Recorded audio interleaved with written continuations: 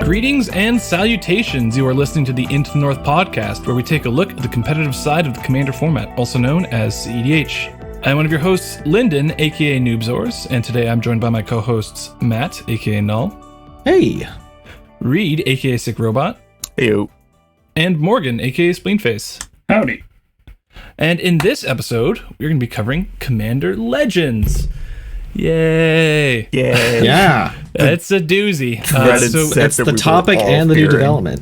Yeah. Yeah. We definitely trimmed down on gut check, listener questions, new developments and stuff to kind of, focus on the what's sure to be a long episode with our set review. And also, just a refresher, we've kind of changed for specifically this set. We're doing a more full set review, whereas it's something that we've kind of been avoiding for previous sets. But this before we get into that, exception to the rule right now. Yeah, there's just so much to cover that it's definitely worth a full episode. Yeah, we've got some new patrons to shout out.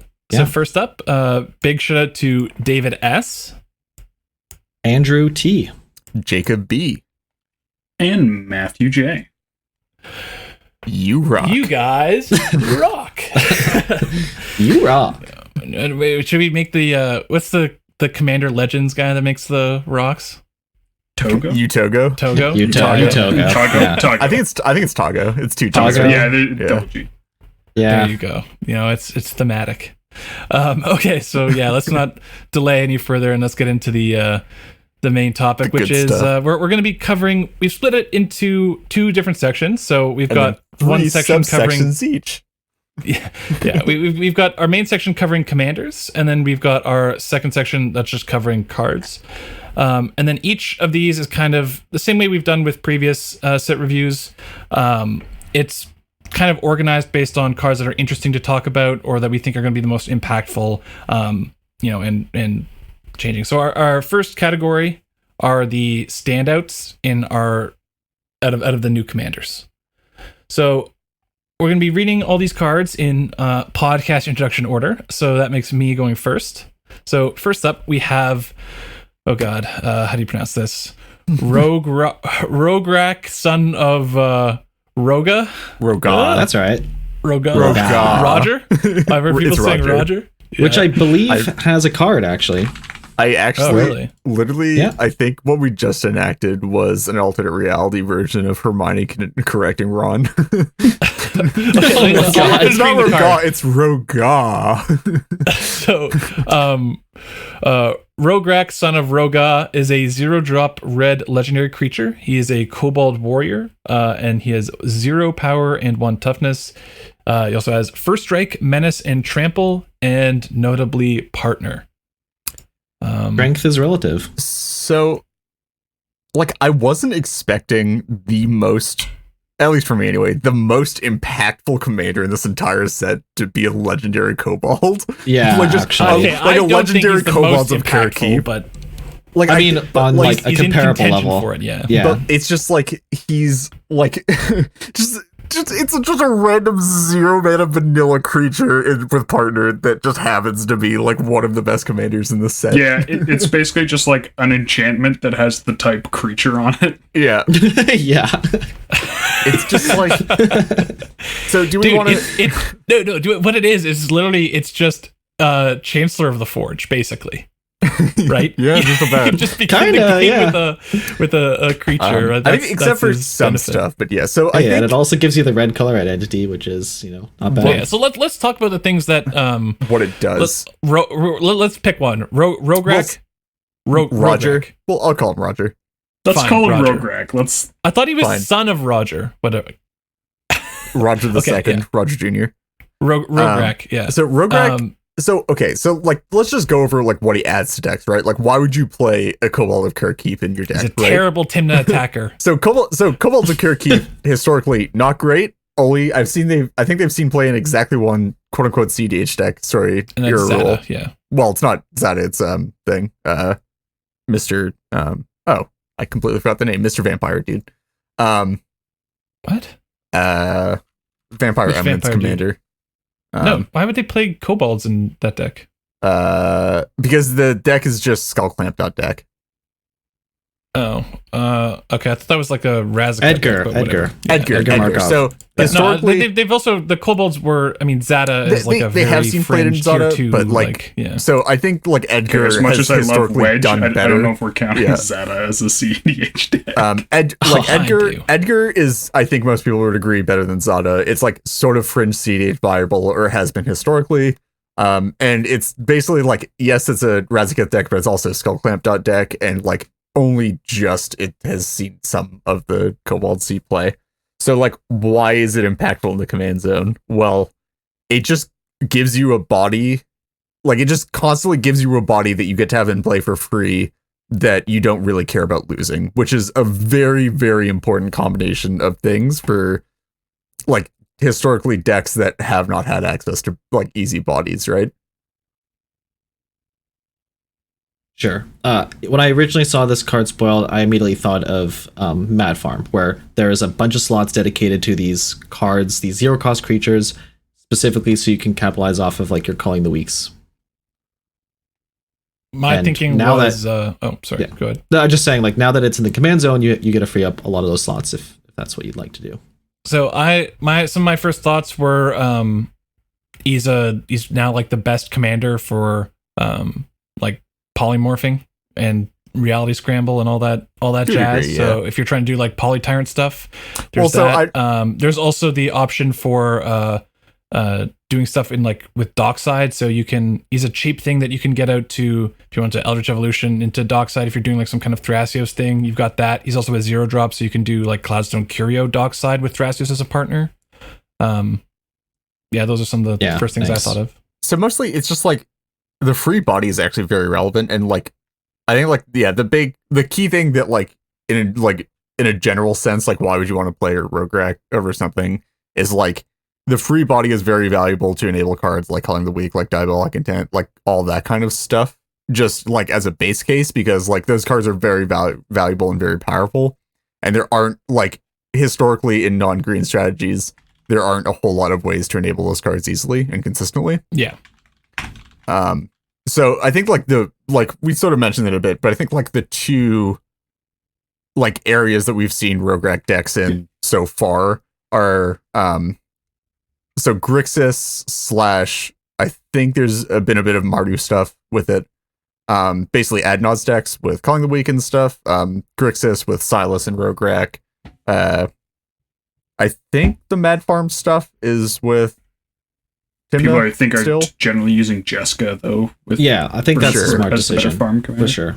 But yeah, like that's sort of like that's one area, and then the other area is obviously polymorph. Personally, I think that the delta between previous polymorph decks and new polymorph decks with Rogue Racks is greater than the Adnod's decks, but I think the Adnod's decks are probably better than the polymorph decks. I think that's a fair assessment. Yeah. But those Although are like I definitely like the more strategies appeals to, if someone's deciding yeah. whether or not they're going to do an Adnaz deck, and it's like, maybe just do the polymorph deck and increase the meta diversity. But I think one thing about the polymorph deck too is like you actually do benefit a lot from black, and the initial cost of getting your File Smasher, your Thrasios into play is not necessarily like the weakness in the deck. So like, I mean, upgrading that to a 0 is nice, but it's also that it makes it incredibly easy to actually win with Tyrant. Yeah, because that's you the have big one. you have guaranteed access to a 0-cost spell, right? So it's very like it's sort of in the same way that like, I guess if we want to go on the polymorph tangent first, because I think both are worth talking about right now. But having done some testing with the deck, I put together a list as soon as I saw Rogue Rack because I thought that it was fairly interesting and I wanted to test it out. Having done testing with it, I found that like it sort of enables it in the same way that Urza enables polymorph strategies, where you like it just like really, really, really makes it a lot easier to actually win off of it. Because you just need to find any single mana positive rock and then you just get there with Rogue Rack. He's super hot with Mox Amber. Definitely is. Yes. Rogue Rack definitely has some spice if we want to cover some of those before we get too deep into this. So you get like Mox Amber, you get Springleaf Drum. I've been testing with Familiar's Ruse, which is the counter spell that requires you to bounce a creature to your hand. Nice. That's funny. Definitely got some stuff. Yeah, obviously like Eldritch Culling the Evolution Weak. is pretty good with it. Culling, We can diabolic and Diabolic Intent. I think like potentially you might be able to do like some Earthcraft stuff with them, just to have like the extra body in play. Earthcraft. if you're I playing an guess it's Earthcraft like just deck- an upgraded Springleaf Drum in the Yeah. rug deck in some way. Well, yeah. but the problem is that like it's not really an upgraded Springleaf Drum No. because No, presumably but it if you're also playing a turns your teamer deck, this Thrasios, is right? some It's like sort a of double version. polymorph deck. Sure. Sorry, Like if it's like, Like, a double. in a my thing was that it's a polymorph double deck, Springleaf Drum. well, I guess actually with it is also Thrasios. good in the polymorph deck because then you don't need a mana positive rock to go You off. can just do it with Rograk and something else. Yeah, Yeah. like you just need like it reduces your mana requirements by 1, so you have like Sort of interesting, actually. I might have to look into that more after this podcast. But yeah, so like he's got some spice that comes along with him, which is always good to see, right? Like you want new commanders to have like cards that come along with them that historically haven't seen as much play or haven't been able to be played, and like now can be played because it just introduces more diversity to the decks that you see. Like rather than just it's seeing funny more that the staples. only, like, I mean, we joke about partner being the only relevant line of text on previous commanders that are just played for colors, but literally like Literally. his only relevant line of text is that he's a 0-drop and that he has partner. That's it. and he also has more than 0 toughness. That's relevant. That's this that's is true. true. That's important. So I yeah. did like actually I did want to sort of rebut what Matt was saying though about black being important for polymorph decks, because I called this. I was going to say, I was going to play. I was like, recalled this. I yeah. called this on the C20 or That Wait, sounds what? right. Corset M20? 20 M20. with Sorry, the, get with the M20. stupid Yeah, red polymorph. M20. Yeah, I think I called this on the M20 Transmogrify, on the right? Yeah. on the M20 polymorph on the M20 Oh. thing set review. I said, hey, this isn't like. Transmogrify isn't a good card right now. Polymorph historically isn't that great, but we do want a density of these effects for eventually when we do see a polymorph commander, and we got the polymorph commander in Rug.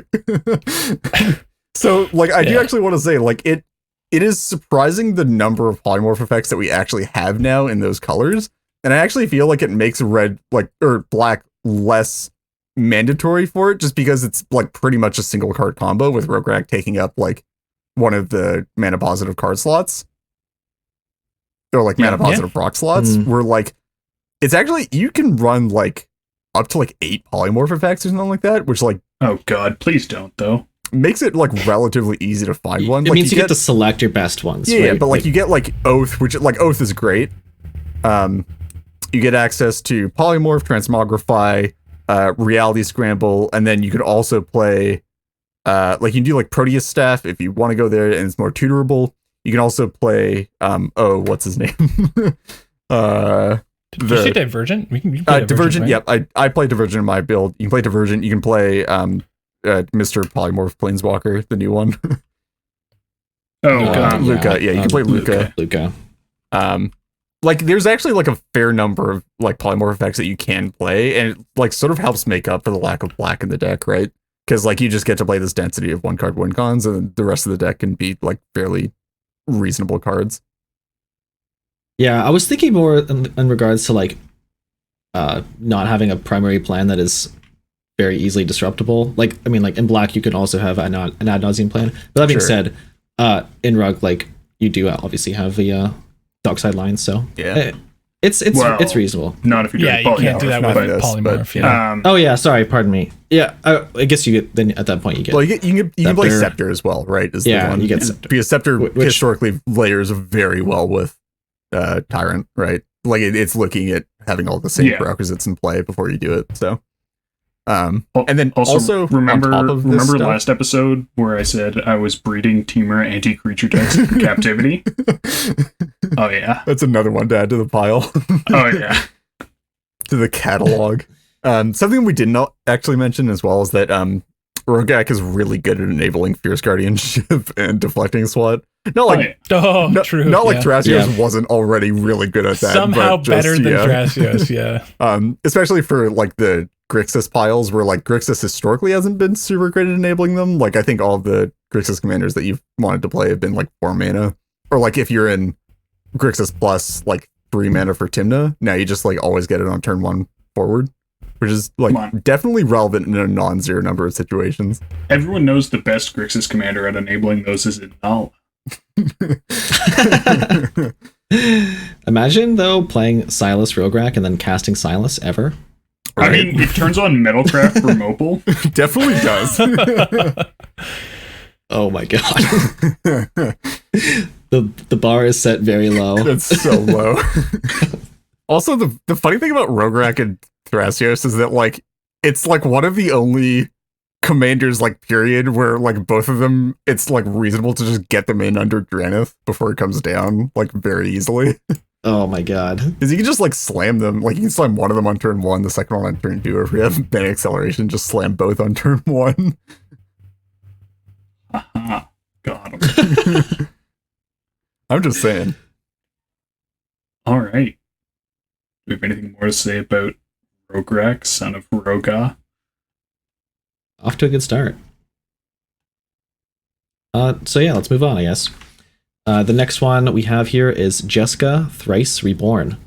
2 and a red, legendary planeswalker Jeska. Jeska enters the battlefield with a loyalty counter on it for each time you've cast a commander from the command zone this game. It enters with 0 loyalty and is partner and has these abilities. 0, choose target creature until your next turn. If that creature would deal combat damage to one of your opponents, it deals triple that damage to that player instead. And then -X, Jeska Thrice Reborn deals X damage to each of up to 3 targets. So, red Partner with Infinite Outlet. Ishai, one-shot people, right? Yes. Yep, that's the one. Finally, a playable Jeskai commander. Oh, right? oof. Right? Don't come after me, please. Yeah, no, it's So let's get back to CDH. It's just a red Infinite Outlet. Like, Yeah. and it does have a great, you can use it to interact by dealing damage to targets. Like, CDH creatures are historically Yeah, it's low on toughness. definitely like a sort of a desperation outlet. But like, But if you actually want to get out of for like, sure, yeah. yeah, especially with some of the cards we're going to talk about, if you want to get out of some like particularly nasty locks, then it can do that. Certainly can. it's kind of, I think this would be a lot more interesting or maybe like problematic if it had a plus instead of just a 0 and a minus.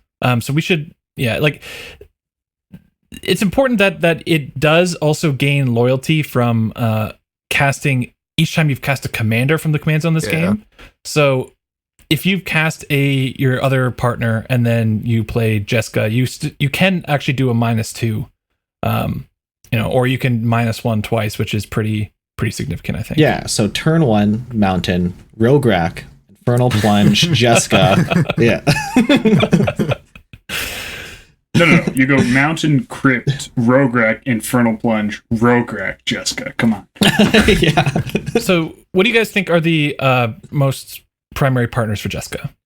So I think that it's going to go with Tymna. Like, I think this gives the Mardu farm deck like much more, like obviously a lot more than like Bruce Tarl, because you at this point you really don't need the life, and that deck is already on like a very high density of low cost creatures anyways to enable the Tymna plan. So Rograk is like, it's not bad, but it's not nearly as appealing as it is in something like Grixis, where you historically haven't been wanting to play creatures. I want to abstract that question a bit. I think you play Jeska in cases where you don't want to play Thrasios, right?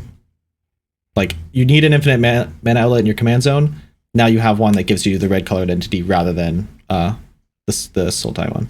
Or sorry, pardon, the Simic one. Yeah, I sort of agree with that. There's also some cheesy things you can do with Jeska where it's not, where you don't make infinite mana, but you cast a commander infinitely. Like, it's a cheesy food chain outlet. It also theoretically enables a combo with a card we will be talking about later. Yeah.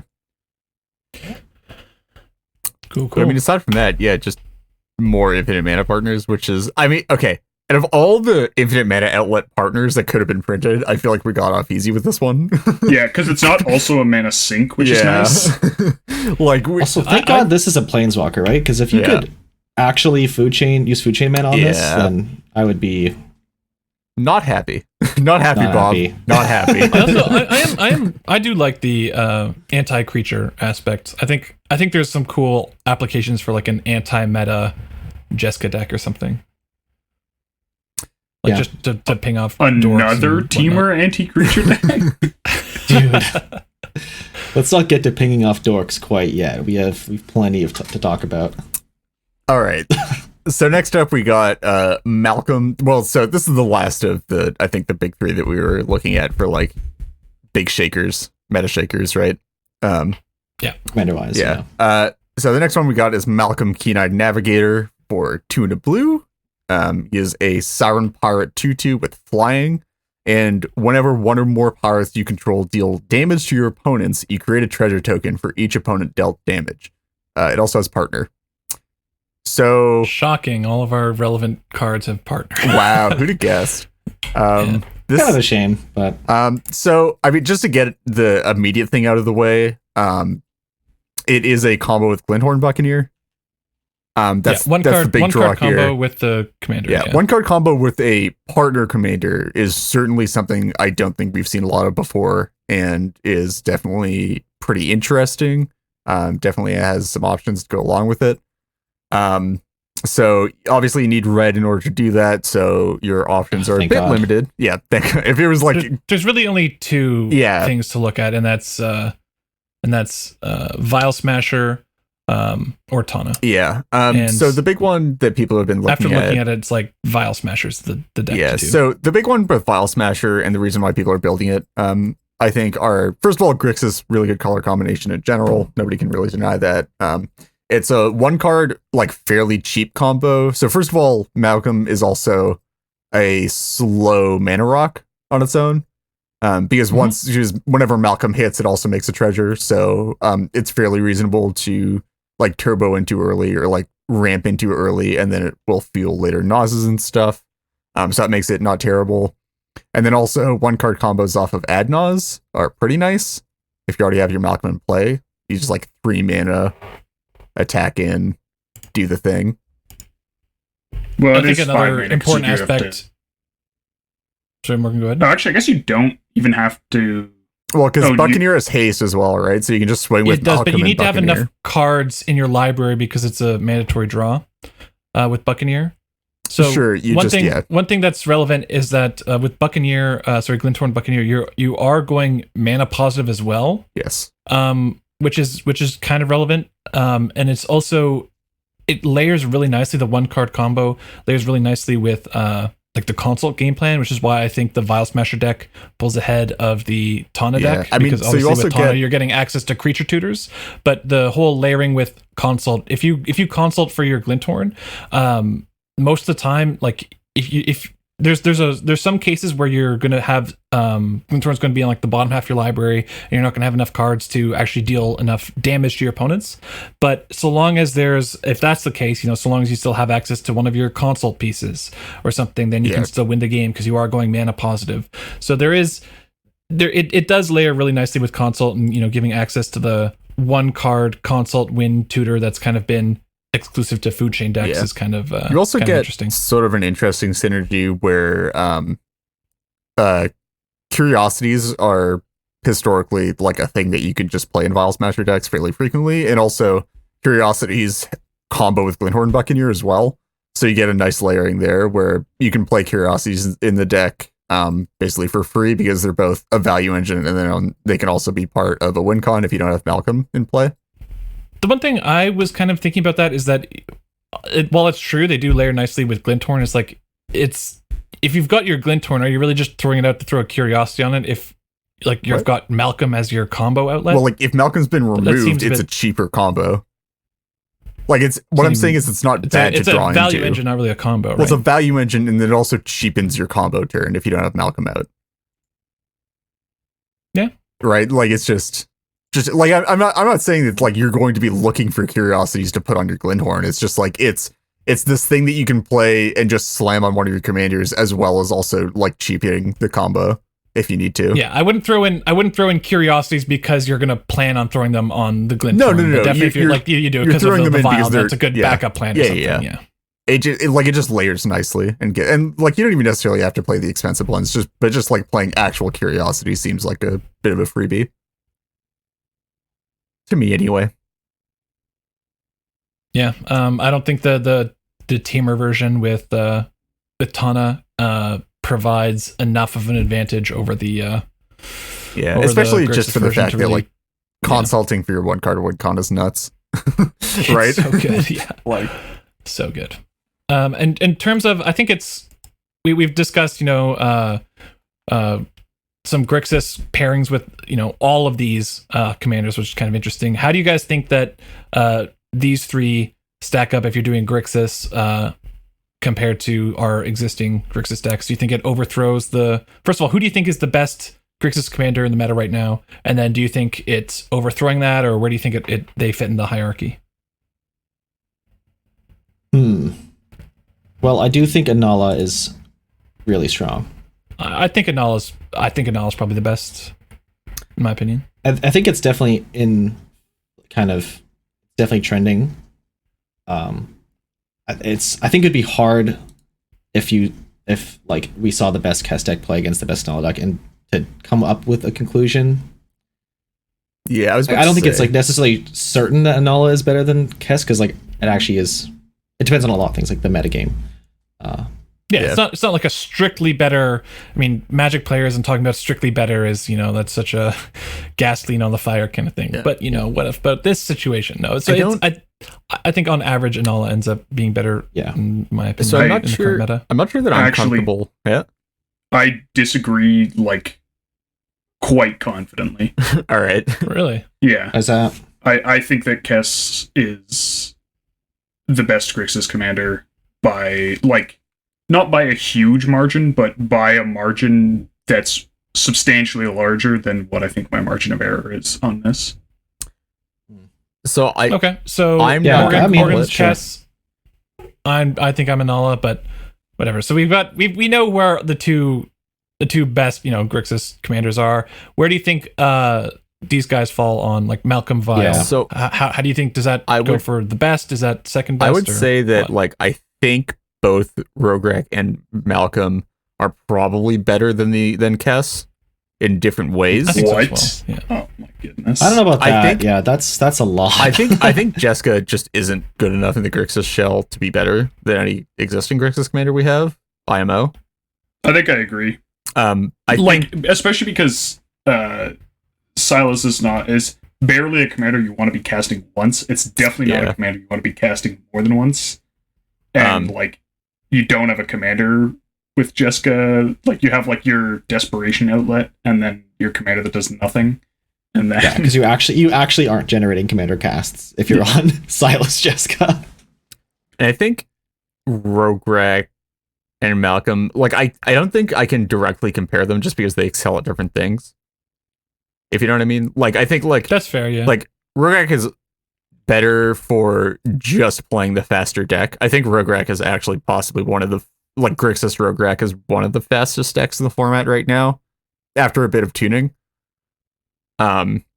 Just because like having access to a bunch of that stuff helps. I don't think it's like I don't think it's like so much faster that it's unreasonable to play anything else but him, but if you're trying to go fast, but like I think that it's definitely like up there with fastest stuff in the format just because the amount of stuff, like the extra acceleration that you get from playing Rograk and Grixis.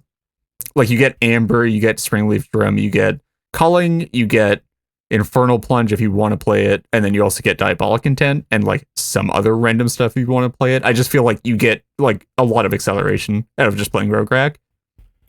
And then I think Malcolm and Vial is a pretty great like mid-range combo deck where you're just I think calling it mid-range is like, I think you can do things mid-range, but I think that the Malcolm deck, with the whole aspect of just having a one card combo, being able to consult for that combo, and just also having an ad nauseum like as your plan B Sure. or plan A, sorry. depending on what you're looking at. It like everything all comes into a confluence where I think Malcolm is also trying to go pretty fast, but it does have like a better mid-rangey grind plan. So it's Yeah, probably but not as fast as Rograk. by mid-range, but, I didn't mean grindy. By mid-range, I meant like protected combo. Like it's a lot easier to like have counter magic at the same time for Malcolm's combos just because the card requirement is lower on the combo. Like you just don't have enough. Okay. You don't have to have like as many cards in hand to win the game. So you can like more of those cards can be interaction. In comparison to Anala, though, I mean, aren't these two decks kind of just more vulnerable? Yeah, that's Quickly where based on mana that's why cost? I think they're probably better than Kess.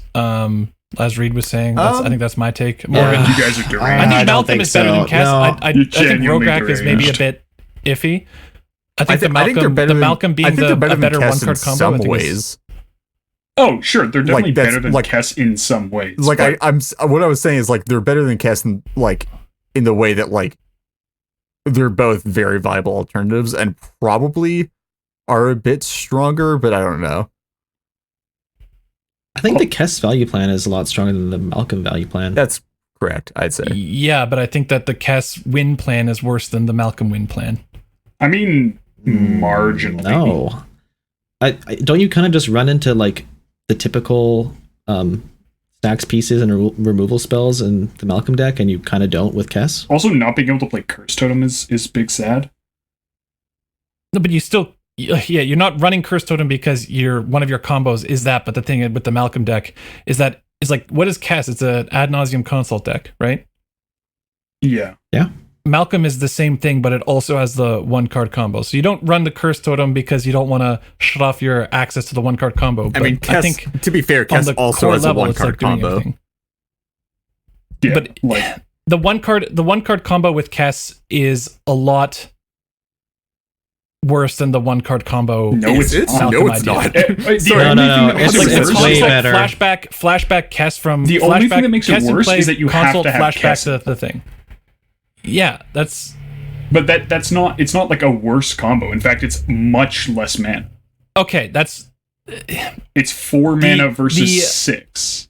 yeah. So, So, I agree like- in terms of I was factoring in Kess being in play, whereas it's a lot like the Malcolm. Like when you play Malcolm, right? You're kind of curving into that presumably on you're playing Malcolm and then he's making yourself a mana that you can start banking for either ad nauseum turns or But like, for your combo turns. when So is he making you this mana? the turn after you cast him? Which is what turn? Or In Grixis, presumably turn 4.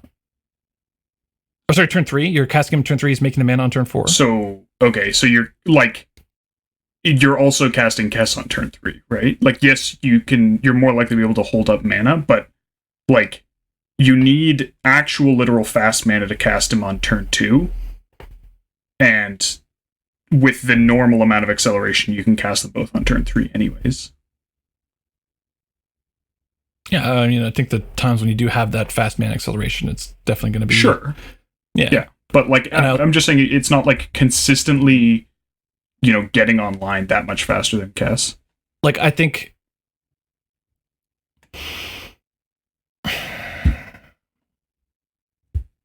yeah, I don't know. I still think the fact that Kess, I mean, they are kind of both required for their comps. Anyway, I think we're wasting too much time on this. I think roughly what's important to say is that they're both Reasonable contenders. that they're in the discussion for like the most powerful, maybe not the most powerful Grixis commanders, but like they're hovering around that and in terms of viability. yeah, for All sure. right. Well, now that we've made all the simps angry by talking about the best Grixis commander and not mentioning this next card, Oh, or like God. the next Yeah. cards. Oh God. also actually It before I stands do for that, all I of do these have to decks. say you guys totally skipped out on me saying Malcolm Tana, Temur anti-creature deck. No. So yeah, next up we have Obeka, Brute Oh, yeah, Chronology. so we're that was our end of like the good commanders. Yeah. Now we're into We're into the okay commanders. Yeah. Obeka, Brute Chronologist. She is a 3/4 for 1, a blue, a black, and a red. I feel like I've seen that before. She's a legendary creature and a wizard. Hey, Hey, which I've ogre also seen wizard. before. But this Ogre time, wizard. she's an ogre instead of. Is it just a human? Is Kess a vampire? I feel like Kess is a vampire. Kess is not a but anyway, vampire, I don't think. is she No not? No, way. human wizard. Just a Human human? wizard, Okay. yeah. But instead of letting you cast spells from your graveyard and also having flying, Obeka has tap. The player whose turn it is may end the turn. So there's definitely some memes here. Obviously, Yeah. there are three. Open up a new tab, go to MTG Stocks, and you'll see all the forbidden turn spells Yeah, spiking. So there are 3 2-mana red extra turn spells that make you lose at the end of the turn. And if you end the turn, well, you don't lose. So that's This is a true. thing. That's not bad. That's a correct statement. And then you can also Final Fortune specifically is an instant, which means you can put it under Scepter and then take infinite turns and not lose.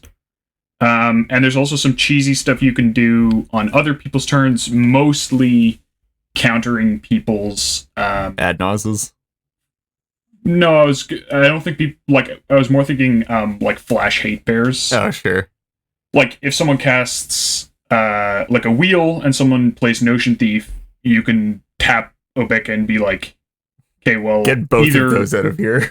yeah, either we can not have the wheel and not have the Notion Thief, or we can have the wheel and the Notion Thief. And presumably the wheel player will choose to not get Notion wheeled. Yeah, you can also do As a stuff general like, rule? in general, like, Avega sort of invalidates instant speed win cons, which is in Yes. play. So, like, ad nauseas never resolve on other people's turns. You're actually sort of sad playing against this as brawls because you can't do any of your instant speed shenanigans. Anola, I suppose, as well. Yeah, and all, And people who care about such unimportant things as art and characters and story and whatever also seem to really like this card. yeah. Sure, yeah. Well, I think one thing that's great about this set overall is that there's a lot of commanders that can fill either like the tier. I mean, not getting into the Did you say the details tier? of tier lifts. Yeah. Did you say They- tier? they- tier Chocolate! 1.5 through tier 2, and that are like viable commanders that appeal to people because they're doing something unique or because they like the character. I think a lot of people tend to be like, oh, Siege players only ever play Thrasios and Tymna because that's the best deck or whatever. Like, that's clearly not the case. People like to play commanders they enjoy and do something unique. So I think this set added a bunch of cards like that. So hopefully, Yeah, 100%. hopefully we get to see more meta diversity, and Obeka is definitely kind of one of those cards for sure. Doing something unique and Yeah, cool. it also does like a unique enough thing that like I feel like it's not going to be boring to see Obeka over time. Yeah.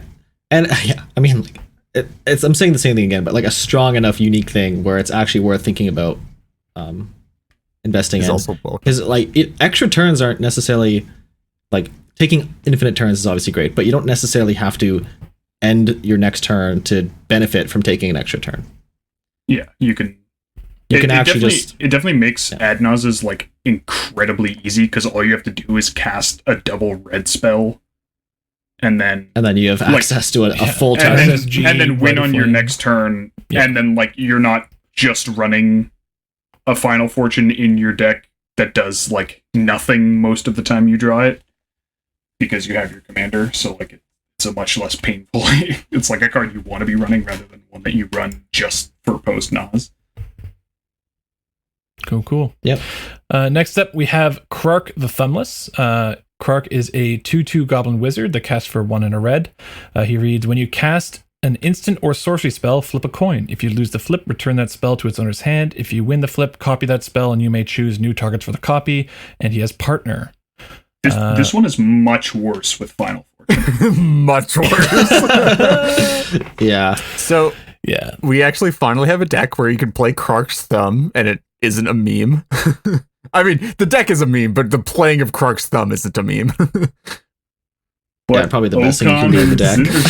Yeah, that's what I was going to say, man. What are you talking about? So yeah, that's fair. for real, I don't know if anybody has anything to talk about the card itself, but from what I've seen, there's like 2 directions that people have been looking at taking Krark in. I think both in Grixis. I think like you're only really doing things in Grixis with Krark. because that's storm colors, and that's sort of what you're doing anyway. But I think the two directions that I've seen for this are, one of them is you're basically just using them as a mini Kess sometimes on your consult turn, where the idea is that you play Kark and then you just cast consult until you get a doubled consult, and then you win. Which I mean, Which is like not terrible. Yeah. Fair. Yeah. Like it even But on. then- But don't you have to flash in your? Oh, Nope. No, never just mind. on. Yeah. So on average, like you just have to pay like 2 mana, which is the same amount that you'd be paying for Kess. And Kess, sure. I mean, it's 2 mana, but it's like skewed.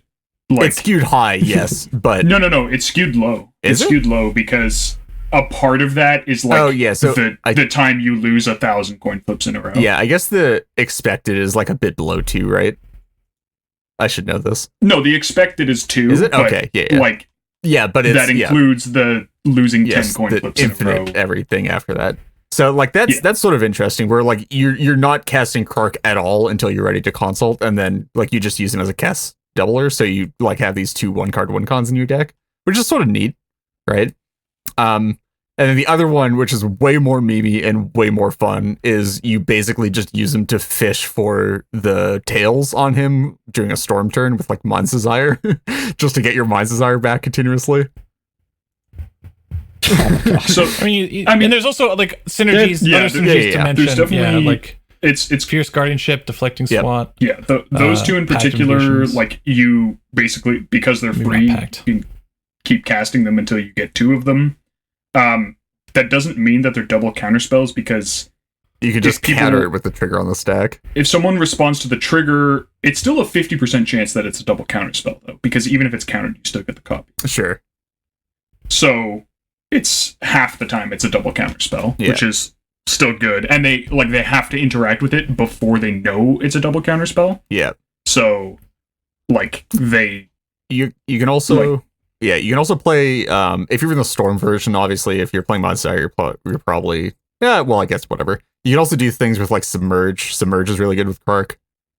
also losing the flip on Flusterstorm is really good. Yeah, it's great. And I mean, even also going for the flip on something like a Dark Ritual or Cabal Ritual, like, you know, if your Dark Ritual doesn't resolve the first time you cast it again, you know, maybe you get the copy, like you're still Up mana still on winning that, yeah. pretty big off of that. Yeah, your average case is better I think than that also a single sort of copy, goes 100%. along with You only like any it's ritual.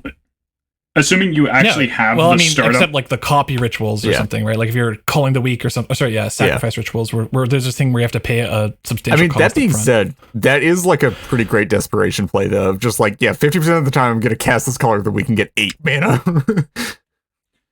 But like, yeah, with Dark Ritual, assuming you actually have the startup mana, even if you lose the first 2 flips and only win on the third, you're still up mana overall. Yeah. Obviously, like that's not ideal because Yeah. you need to have the black mana and you need to like not be tapping yourself out of colors that aren't black. But still, like, if you're trying to cast ad nauseum, you know, that's like you can dump 3 black mana into it and it's still better than just a regular Dark Ritual. One of the things I also think that's important to mention about Krark is that his counter, like his ability, if you're doing something with like SWAT or Fierce Guardianship or something, it's not the nature of doubling the counter spell is not really good for defending like a proactive play. So if you're casting an ad nauseum and then someone's like, you know, counter spell on your ad nauseum and you know you're just trying to Fierce Guardianship that, like the double counter spell isn't necessarily the best thing. Because you know people can just always try and counter your ad nauseum. I mean, also if you're few casting counters ad on nauseum the with thing. Kark in play, there's a 50% chance you just get absolutely wrecked. But there is a 50% chance that now there's 2 ad nauseums that they have to counter. Come on. So there's like a bunch of weird things to consider with Krark, but definitely some interesting. Oh, also, stuff. sorry, Deadly Rollick is great sure. with Kark. Yes. Yes, it is. Yes. It's also great with Rograk. But pretty much any free, Yeah. truly free spell is going to be good with Kark. Even Pact of Negation, like assuming they're on both your targeting the turn you're same. trying to win. Yeah. Assuming they're both targeting the same spell, you're only ever going to have to pay for one, but they still have to counter them both if they don't want one of them to resolve, which is nice. But as we mentioned, if you are trying to resolve an ad nauseum, you do have to make sure that it doesn't Yep. get bounced back to your hand. You know, maybe you're just doing like an end step ad nauseum, and then you're just like, well, if it gets bounced back, then I go for it again in my main phase. Like, That's 'cause- so bad.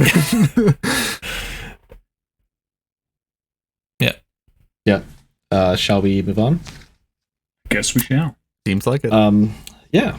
Next one we got here is Nadier, Agent of the Duskanal. Anyone want to correct my pronunciation? Don't think so. But Nadir? I do want to say though, Nadir. Or is it before we Nadir? actually read this, that concluded our reading of the Grixis block. Yeah. Oh yeah, thank God. Yeah. Oh yeah. Wait, are you saying you're not going to build this guy?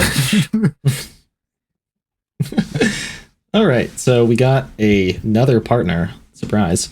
Legendary creature, elf warrior, for 5 and a black, 3/3. Whenever a token you control leaves the battlefield, put a +1/+1 counter on this.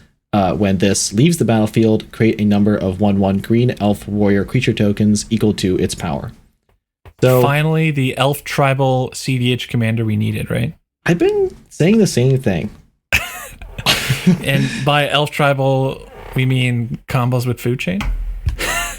Prosh is my favorite elf deck. Yeah. Yeah. So in case people didn't know, because I know there was some confusion I actually saw when people didn't realize, like on Twitter, that this combos with food chain. So I think it's Nadir. I'll say Nadir.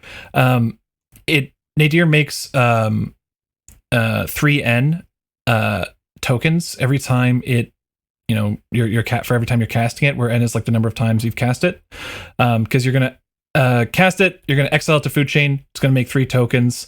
And to make the kind of math easier, it's making -1 because the first time you're going to be exiling one of those tokens to recast Nadir. But to make things easier, you're casting Nadir again, then you're exiling the 3 tokens, getting 3 counters on Nadir, and then when you exile it again, now you're making 6. So you're paying for actually much above tax every time.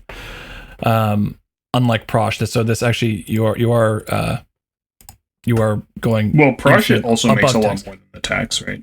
Does he? I'm pretty sure he's only makes an additional one for each time you've cast him. No, because Right? no, because he makes mana equal to the mana you spent to cast him this time +7, Yeah.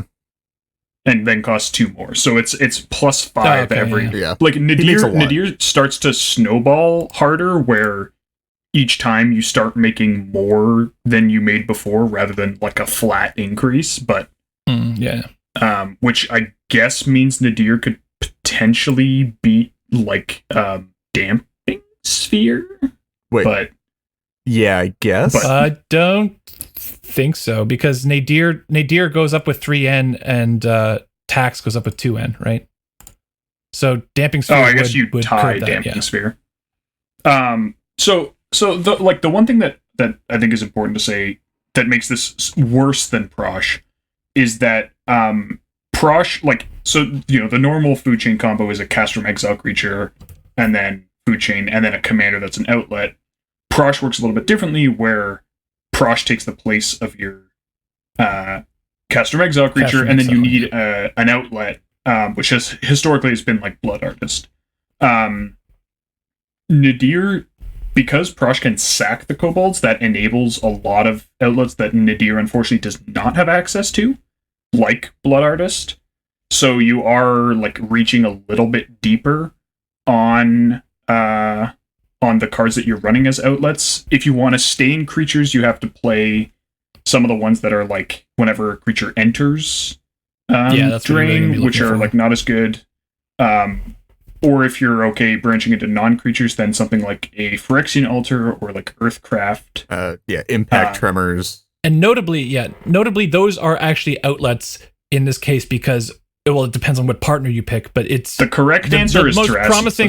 The most promising partner is Thrasios. Yeah, so it's kind of an interesting duo where you've got Ukima and Kazur as like the outlet in the command zone, and then you've got the Nadir and Thrasios as the cast from exile, infinite mana creature thing in the command zone. Except one instance, you're even getting up to Nadir can be a bit of a pain, and it requires deck building And also concessions in terms of including Your outlets. Exile tutors But then you aren't do have one-card combos a better either. grind plan.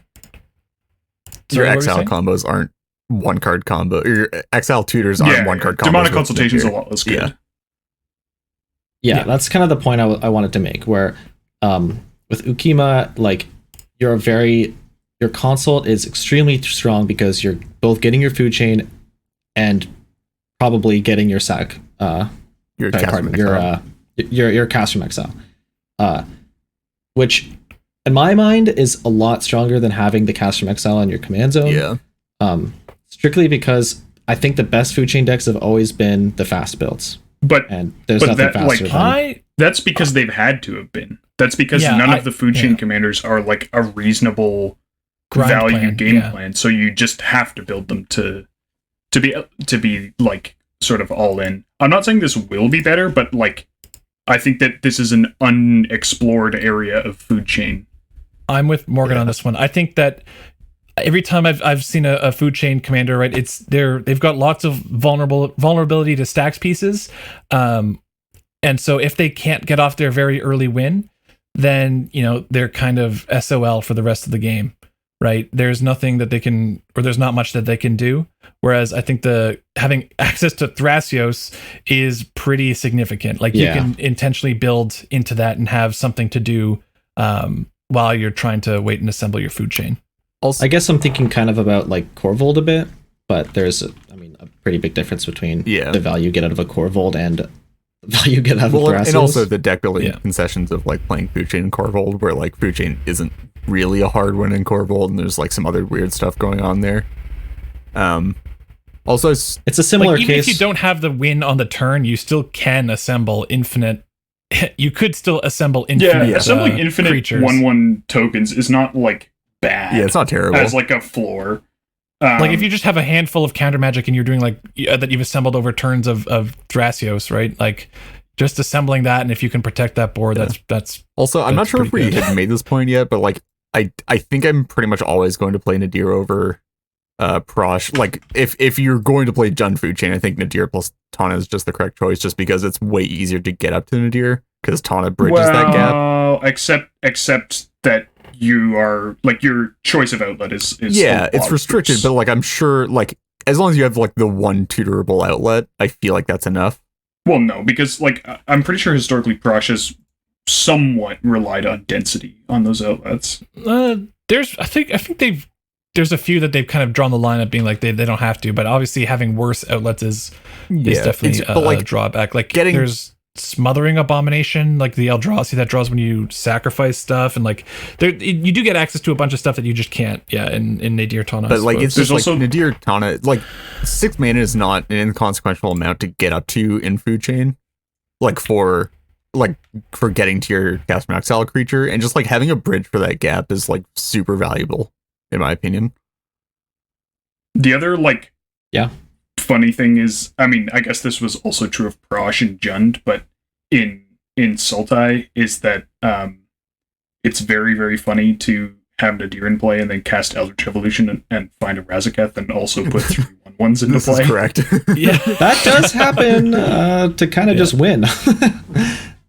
I was going to say another kind of meme play is to just play an Earthcraft and then turn your food chain mana into just regular mana. yeah. There's you get access to some non terrible outlets like Earthcraft as your outlet card is it's definitely has better generic utility than Blood Artist or something. So For sure. yeah, pretty cool. You can also just play Shaper Savant classic favorite Hydroid Krasos as an outlet in the bug version. But we could not do that. Rip Niv, by the way. All right. I think we're moving on here, unless anybody else has anything else to say. Yeah. So next up, we got so we're done with the Grixis train, but we're still sticking with the blue-black train here a bit. We have Arami of the Dead Tide, who is a 1 blue and a black for a Merfolk Wizard legendary creature, 1/4. It has a lot of text, which I'm going to read. Tap exile cards from your graveyard equal to the number of opponents you have as a cost. Target creature card in your graveyard gains Encore until end of turn. The Encore cost is equal to its mana cost. And Encore is a new mechanic where it exiles the creature card from your graveyard, pay its mana cost, and then for each opponent you make a token copy with haste, and then they exile at the beginning of the next, or sacrifice at the beginning of the next end step.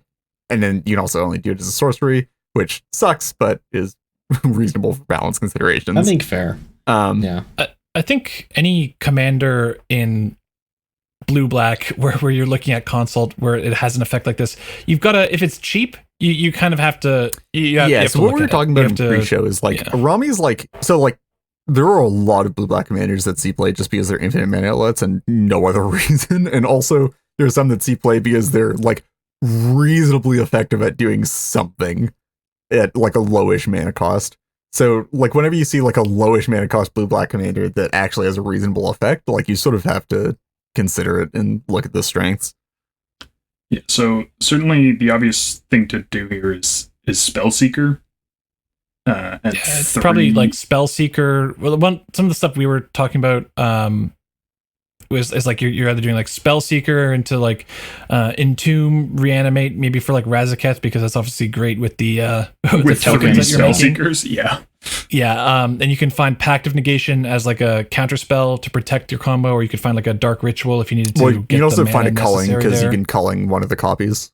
Yeah, Culling, sure. Yeah, you can you get access to those options. I mean, one thing I don't like about that is like, how are you getting a Spellseeker into your graveyard without entombing it? I mean, looting. In blue-black. Okay, yes. Careful study. Yeah, I mean, there's certainly looting in blue-black. Looting in blue-black. There's not a particularly like good like set of like core looting cards that you want to be playing. There's like Frantic Search, and then you have the one that turns into a draw 2 on attack, and then you start falling off the cliff very quickly. I mean, Ghostly Pilfer is not looting, but sure is also like JVP you could probably, has historically been like fine. I guess you can also play Careful Study, I guess, but like still. Yeah, you can incorporate other things as well. Like you could just do a. No, I was gonna say you could incorporate a like a, instead of doing the Entomb, Reanimate plus Pact of Negation, which would be the better line, you could maybe do like a Vampire Tutor and like, you know, Thought Scour or something. Okay, hang on a second. Also, I feel like yeah. we skipped out on the fact that if you're playing Culling the Weak, you can also just cast I was about to say, you can cast Spellseeker, get Culling second, and then it gives you back mana to recast the Spellseeker. So true, yeah. Yeah, it's like, so I think, and then also before we get into like meta discussion on the card, you can also do some Buried Alive stuff. It costs like 7 mana to do Buried Alive stuff, but you can do it. Where you Buried Alive, Spellseeker, Thassa's Oracle, whatever, and then your Spellseekers get Culling, Reanimate, and then a Consult. If you're already winning with Spellseeker. Yeah. Yeah. You can, dude. Where you guys? This can also be a ritual with like Blood Pet, man. Come on, you can do some weird ritual stuff as well. Like there's some interesting stuff with Arami. Yeah, you've got Priest of Gix and then like Overeager Apprentice. Yeah. Oh, babe. I mean, Overeager Apprentice is actually like also kind of interesting because it is a discard. It pitches. Yeah. Like there's I think Arami is going to need to be explored a lot, because I think one thing too that we were discussing in pre-show was that it is kind of a value engine if it's utilized in the right way, right? Like there's cards that are just a blue card that's, you know, 1 in a blue, it's a creature, sacrifice, draw a card.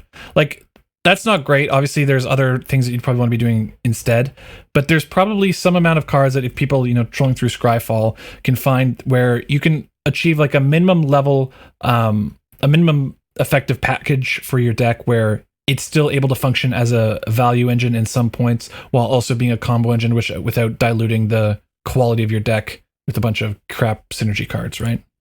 Yeah, I mean, it has the cards that you can play. Like it turns cards into draw cards,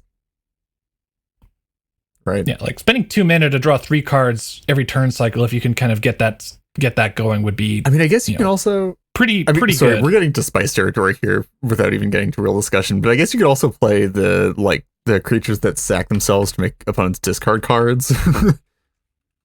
And then you get them back and you Yeah, make them discard like 4 cards in a single turn. I just realized Grim Haruspex.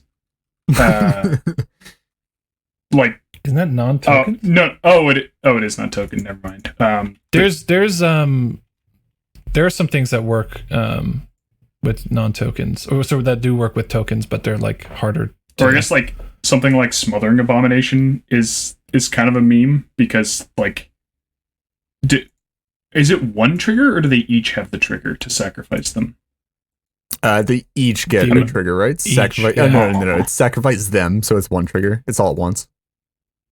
Yeah. So then they all see each other die. So Yeah. like if you Smothering Abomination would make you draw 9. Yeah, there's Just some kinda cute. interesting things to look at for Arami, and I think it's going to take a lot more work than something like Nadir to come up with like a close to optimal list. Yeah. I think whatever the first iterations of Arami are going to suffer and require refinement. I mean, probably over it's sort of several sort of months. just like similar to like not just because of the Spellseeker stuff, but it's sort of similar to Nala in that like there's just a very wide breadth of things that you can be doing with it. Like Mhm. there's a lot of stuff that can fill in the synergy slots that like it's gonna just take testing to figure out what's good. Yeah. Yeah, I have the same kind of. I'll kind of rephrase where I'd like to see this deck work. I just think that there's going to be a card quality issue. Like trying to enable your graveyard plans, I think will ultimately suffer. You also like the Yeah, well, I think that's the same thing that happened with Yuriko for a bit, where it's like, I'm just going to jam every single ninja into my deck, right? And then, over time, people realizing, oh, well, there's a certain amount of ninjas that I should run because they're good, and then, and cards that actually allow me to ninjutsu in Yuriko that are evasive. But that core engine gets whittled down over time until you are left with a smaller package, and you can still. So this all run, being said, you can also good cards. in the Sorry, rest of the I deck. just remembered this was something about Arami that I hadn't discussed, was that you can also do stuff with like milling your deck. I mean, it's not particularly easy or free in Dimir, but you can do things like Painter Servant yourself, and then like Painter Servant I thought Grindstone about yourself. Ms. Miracorp Yeah. is kind of just like a value engine. Ms. Miracorp potentially. plus Basalt Monolith is also like a Well, you don't thing. even have to do. I think Ms. Miracorp kind of plus Orami. Yeah, is just like fine on its own. you're digging towards your stuff, but then obviously if you have the basalt, then Just like, cast you Oracle can out of do the stuff bin. there. Like it's all like stuff that's fine. It's again gonna take time. Yeah, I also- kind of proactively try not to mill breach decks. Yeah, that is definitely. True. I was thinking, like, I guess Ms. Miracorp's like much more reasonable, with Gitrog sort of being in not a great spot and becoming less popular. But yeah, Well, Yeah, I don't think it's breach. becoming popular based on the metagame report, dude. it's Yeah. definitely. Still- I think it's certainly even like I've seen a lot less of it when I've been playing. Gitrog, Like online, Gitrog's just like the but- death and taxes of EDH. Just Anyways, next up, Sorry, hold on. Before we move on to the next one, I just want to circle back to something about Nadir. We kind of only talked about Sultai and Jund in terms of like whether or not you'd want Jund as like a replacement for Prosh with Tana. Is Abzan Nadir like something to look personally, at I all don't think so. in terms of like whether or not you'd be on Abzan instead of I think Jund offers more speed, which is what you want when you don't have a value in the command zone. And Sidar Kondo is definitely not a value engine in the command zone. Yeah, So yeah. Okay, cool. I just wanted to make sure that we touched on that. Cool. All right, next up we have Master Oogway from Kung Fu Panda. monkey. Nice. Arkelos Lagoon Mystic, who is the dirtliest turtle. Cast, well, maybe Yeah. Meandering Tower Shell Yeah. hasn't beat, but cast for 1 black, green, and blue. Is a 2/4 legendary creature turtle shaman, and has, as long as Arkelos Lagoon Mystic is tapped, other permanents enter the battlefield tapped. And as long as Arkelos is untapped, other permanents enter the battlefield untapped. So there's some cute stuff you can do with with like taking advantage of untapped effects. Obviously, the Ravnica Karu lands coming in, the ones that tap for 2 and make you return a land, coming in untapped, very strong. Summer Bloom Storm, yo. Yeah, you can do some cheesy like Summer Bloom stuff. It makes Mystic Sanctuary untapped, and the condition on Mystic Sanctuary is not if you control 3 or more islands. It's if you control 3 or more islands, it enters untapped. If it enters untapped, do the thing. So this just makes it do the thing. And if you can just like, I think the best thing to be doing with this is mostly just tapping it in your end step, and then making your opponents play under like a one-sided Orb of Dreams or like Kismet or whatever you want to call that effect, Root Maze type deal. Yeah, it's just like it just does like that so well of just like being a one-sided stacks piece in the command zone. Yeah. Like it's in the right colors. It's like in the right colors, obviously, but it's like it's sort of like if Grand Arbiter was like I feel like it's comparable to like if Grand Arbiter was just in better colors, where it's like the thing is it's harder to have. It doesn't come online quite as quickly. It's also like harder to directly benefit off of it being in play. Yeah, but like it's a lot more. I feel like it's more. Nah, I guess it's not more impressive. It's just good though. Well, it's definitely better against like some more relevant. Like it's better against different stuff, some of which is more relevant, some of which isn't. Yeah. It's less good. Like it doesn't tax them as much mana on like a Storm Naz turn. Yeah. But obviously, like, okay, nice dockside. Nerd. Yeah. Yeah. It's just I feel like with Arkelos, like it's just going to see a lot of play by virtue of like Bug can play a ham sandwich in the command zone and be fine. And like has historically sometimes done that. Where like as soon as you like get this new card, which is like with minimal effort, you play like Springleaf Drum and like Earthcraft and like some other stuff. I don't know. Just stuff to tap it down on command. I mean, you can also just attack. You can also, but like on the turn that it comes down, like if you can just like immediately turn it on with minimal effort, and then you can also just attack with it. To get like this great effect for yourself. I feel like it's just good enough on its own with minimal effort to helm a good like Bug shell with Consult and whatever else. Did we mention Mystic Sanctuary ever? Yes. Yeah. Okay, cool. The one thing I feel like is we did talk about like I don't know. I feel like there's some other contention for Bug. So I can't imagine seeing a ton of play of Arkelos, but I will definitely enjoy the games where I see it, because it's going to be... I mean, like, what real, like, contention for Bug do we have right now? We have, like, Tasigur. We just talked about Nadir. Potentially Nadir, but, like, that's about it. Kazur, Kima. I guess. I feel like Kazur... I don't know. I like, put Kazur and Kima aside in my mind deck. As a Bug deck. Like, it's, like, an honorary 5-color deck just because it's basically food chain lane. Like, it doesn't, like, it... I feel like... Kazur and Kima doesn't really compete in the same space that like Arkelos and like Tasigur do, right? I know what you mean in that like people who are like I want to build a Sultai deck are much less likely to settle on Kazur and Kima than they are. Yeah, okay. I get that. Yeah. Cool. So our next category we have is cards that are more fringe. So we're going to spend less time talking about these. We're kind of just going to make some quick points. That's the plan. Okay, how about we plan to spend less time. Everybody gets 2 sentences per card and then we're out. In and out, quick adventure. I'm actually popping off in this fringe section, by the way. No, I'm just kidding. So this one is me, I believe. So this is AC Tyrants of Gyre Strait. So AC is a legendary creature serpent that casts for 4, a green and a blue. It's a 5/5, and it reads, you may play an additional land on each of your turns, and whenever a land enters the battlefield under your control, you may draw a card.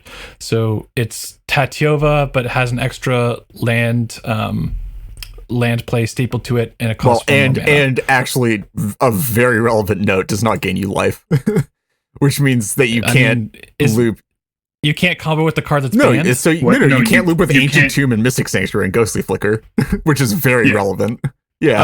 Oh, okay. It means okay. that you need- Sure. I was thinking, I was like, isn't the fast bond Yeah, is no. like that if Tatiova If fast bond is legal, was Tatiova is just then like by far the best Sure. fast bond deck. But no, like you actually Yeah. like that is actually very relevant because it means that you need to find Gaia's Cradle plus have the creatures in play for it, or you need to Or have I mean, there's also you can just use like some discount effect.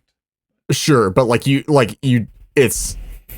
it's very reasonable that you just have an Ancient Tomb out and it removes one of your combo pieces with that entire machine. Yes. Goldberg Yeah, no, machine. But I think It's this is more of a definitely card relevant, for mid power and Yeah. less for I mean, it CDH also because costs- Tatiova just seems it like also this costs is- one more, right? Hated in mid power, but Yeah, no, it's like Yeah. so boring. Why would they make Tatiova 2? It's it's just like okay, but let's take an incredibly uninteresting line of text off of Tatiova and somehow put an even less interesting line of text on it. Yeah. As if Tatiova wasn't good enough already, right? Yeah. Like just all right. Is this really what Wizards thinks Simic players want? Because it's not. All right. Okay, yeah, sure. Yeah. I'll just continue. So we've got Tormod the Desecrator, 3 and a black, legendary creature, zombie wizard, partner 4/2. Whenever one or more cards leave your graveyard, create a tapped 2/2 black zombie creature token. I love this card. Yeah, it's a cool card. great, honestly. This card is like that is such a powerful line of text, and in turn, like it not in CDH necessarily, but like whenever one or more cards leave your Yeah. graveyard, like But it's like What? it's That's so so similar cool. to stuff that we've seen before, but like it's on like this completely different axis that makes you totally reevaluate the cards that would go in this kind of deck, right? And like just totally Yeah, the fact that rethink it doesn't how would work. specify a particular card type. Yeah, Yeah, pardon me. Sorry. The fact that it doesn't reference a particular card type means that you can actually really benefit from the fact that it's a partner because there's a ton of different angles you can approach it with based on choosing a different partner. it also has Like if it were just creatures, then it's like, okay, well then now you're kind of set into like the partners that have creature synergies. But it's just any it's card. also sort of interesting with something that we're going to cover in a bit, which is something that we've said before and references the same card. So like the obvious thing with this is the Gravecrawler Phyrexian Altar combo. This serves as the zombie to let you cast the Gravecrawler and then generates tokens which will let you turn it into infinite mana And infinite tokens. and infinite tokens. Yes. Yeah, but that, I mean, obviously that's like it's a 2-card combo that's like not made up of great cards, And you need to have your commander requires out. your commander in play. They're not great. So you know, dude, someone just build the Tormod Timna deck where you're just turboing out and taking advantage of his ability, and you're just smacking people with With zombies. With zombies? You just mill That's yourself actually somehow okay. and then just Just a you just beatdown crack deck, rocks yeah. at Progenitus to get a shit ton of zombies. They're just No. Relic doesn't Does it work not? because it's whenever one or more cards leave, you need instant. It needs to be sorry, it needs to individual be like instances of what it. Yeah. scavenging ooze, but you can't play scavenging ooze in those colors. You can do scoos, but you can also just play like a bunch of God, I What- have a list what of cards I was exile on Tormod demand? stuff. There's Like Necropotence is hilarious. Progenitus is activated the not the cracking the relic, but just the No, tapping but like, of the relic. but like, can you does, do right? like? Is there any like free activated ability that will just let you exile stuff from bins? I believe I did Okay. see some. Yeah. Also, though, there's the one that there's Eater of the Dead actually only works if it's tapped. this also does Right. this does sort of like this like the Sir Conrad thing of like with Necropotence, where like you just pitch a bunch of cards in your end step and make a shit ton of zombies. yeah. Oh yeah, I guess those Those are are all funny. individual Yeah. triggers. Nice. Yeah. But yeah, love Tormod. Probably we'll talk about it more. All right, so next we have Livio, Oathsworn Sentinel, 1 and a white for legendary creature Human Knight, 2/2 partner. It has 1 and a white, choose another target creature. Its controller may exile it with an Aegis counter on it. 2 and a white, tap, return all exiled cards with Aegis counters on them to the battlefield under their owner's control. So the only reason this is on the list at all is because it does really interesting things with Thrasios and Village Bellringer. Where you now have this Bant deck with like a 1-ish card combo with your commander, which is neat. I'd say that's pretty awesome. Bant hasn't really Definitely had on that. the neat Punish cards side. if you have like a bajillion mana. Yeah. It's not. It's only you need to be able to generate 6 mana, which is like 6 mana, but you need to be able to generate double white. yeah. along with that, right? So you can't just do like a big Priest of Titania or something. You probably need to throw in like a Bloom Tender and a Faber Birds Elder. and like maybe some other stuff or Faber. Arbor Elf. Exactly, I mean, there's yeah. enough. Arbor Avis and Pilgrim. Avis and Spellgrim, yeah. There's like enough. I feel like there's enough there. The Dockside double white is theoretically definitely the hard also part, yeah. does a thing. Sorry, what? Dockside yeah, this theoretically is also also does a true. thing. Like you have to exile the Dockside as well, Yeah. but like Yeah. it definitely But then you aren't in Thrasios though, right? sure. Yeah. But it's like I do think Yeah. that like Livio is neat just for that because we haven't really seen Yeah, Bant definitely Thrasios be a thing at all, and it's a sort of interesting direction to take it in. This is our strong white card, right? Yep, Like, this is I can't. this think is the of- peak. It's Yeah. all downhill from here. So sad. I guess we Oh, can move I on. knew. Sorry, I was like, I know there's a card. The card that removes cards from graveyards efficiently for Tormod is Psychotog. Ah, yes, yeah, that'll do it. Yeah, Yeah, yeah. Yep. I should have just pulled up my list. Yeah, I have a bunch of them. Anyways, yeah. So next up, the most heavily foreshadowed meme ever. We have Dargo, the Shipwrecker. He's a legendary creature, giant pirate. He's a 7/5 with partner and trample, who casts for 6 and a red, and has as an additional cost to cast the spell. You may sacrifice any number of artifacts and or creatures. This spell costs 2 less to cast for each permanent sacrificed this way, and 2 less to cast for each artifact or creature you've sacrificed this turn. So, treasures basically make 3 when casting this, and then it also just combos with Phyrexian Altar. Combos in that it generates infinite, enter the battlefield, and death triggers and storm. You don't net mana, but essentially, once you get it costing low enough, like once you remove its generic cost entirely by sacrificing enough things, you play it, you sacrifice it for a red, you've now sacrificed 1 more thing, which covers the commander tax increasing, which is a meme combo with Tormod the Desecrator, as we hinted at earlier, but also Jeska Thrice Reborn, because you've now cast your commander infinite times, and then you cast Jeska, and then you zap everyone for and then Infinite Jessica Damage. gets countered. A playable mono And then red. Jessica commander. gets countered, and then Dargo costs Red a bajillion to cast, and you'll never be able to cast him again. So the other obvious sort of thing to be doing with this is the like Eldritch Evolution Neoform type stuff, but unfortunately it doesn't work out super well Just because of the colors. Yeah, Yeah. like if you're playing this with Neoform, you're playing it with Thrasios, but then like you don't have like the obvious, Razaketh or whatever to turn it into. You're getting like Is Tidespout Tyrant Jin Gataxius 8 or mana? no, Jin is 10. Right. Yeah, you're definitely not getting awesome stuff. I guess potentially you could do Jund and then have Eldritch Evolution and also Birthing Pod, which would Yep, be okay.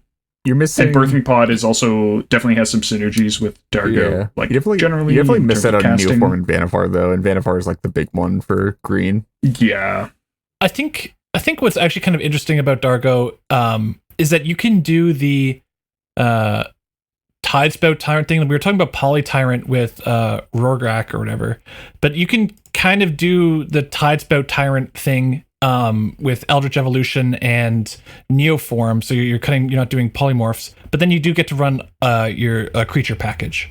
Yeah, it's just like So it's there's something to consider there. And I mean, he does become a 1 mana thing to bounce stuff with your Polytyrant, but that's not really great. when you're Especially, having to pay yeah. a red mana. It's not. It's so 1 mana. Rorgrak is So much first of all, better. 1 mana is a lot more than 0 mana because it means that Soul Ring doesn't Yeah, work, and it's colored but it's too, also yeah. colored, which is just incredibly difficult to get going.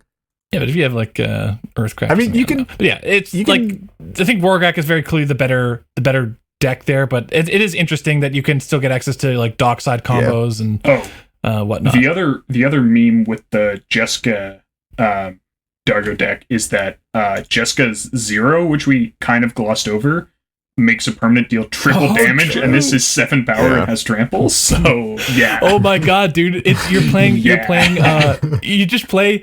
You play eggs. just to power out Dargo, you're like dropping Memnite and like Shield Sphere And you just to play as hammer out many your turn, haste your scalers as turn one you can, so Dargo, and then you ritual out a Jessica, and you just whatever else.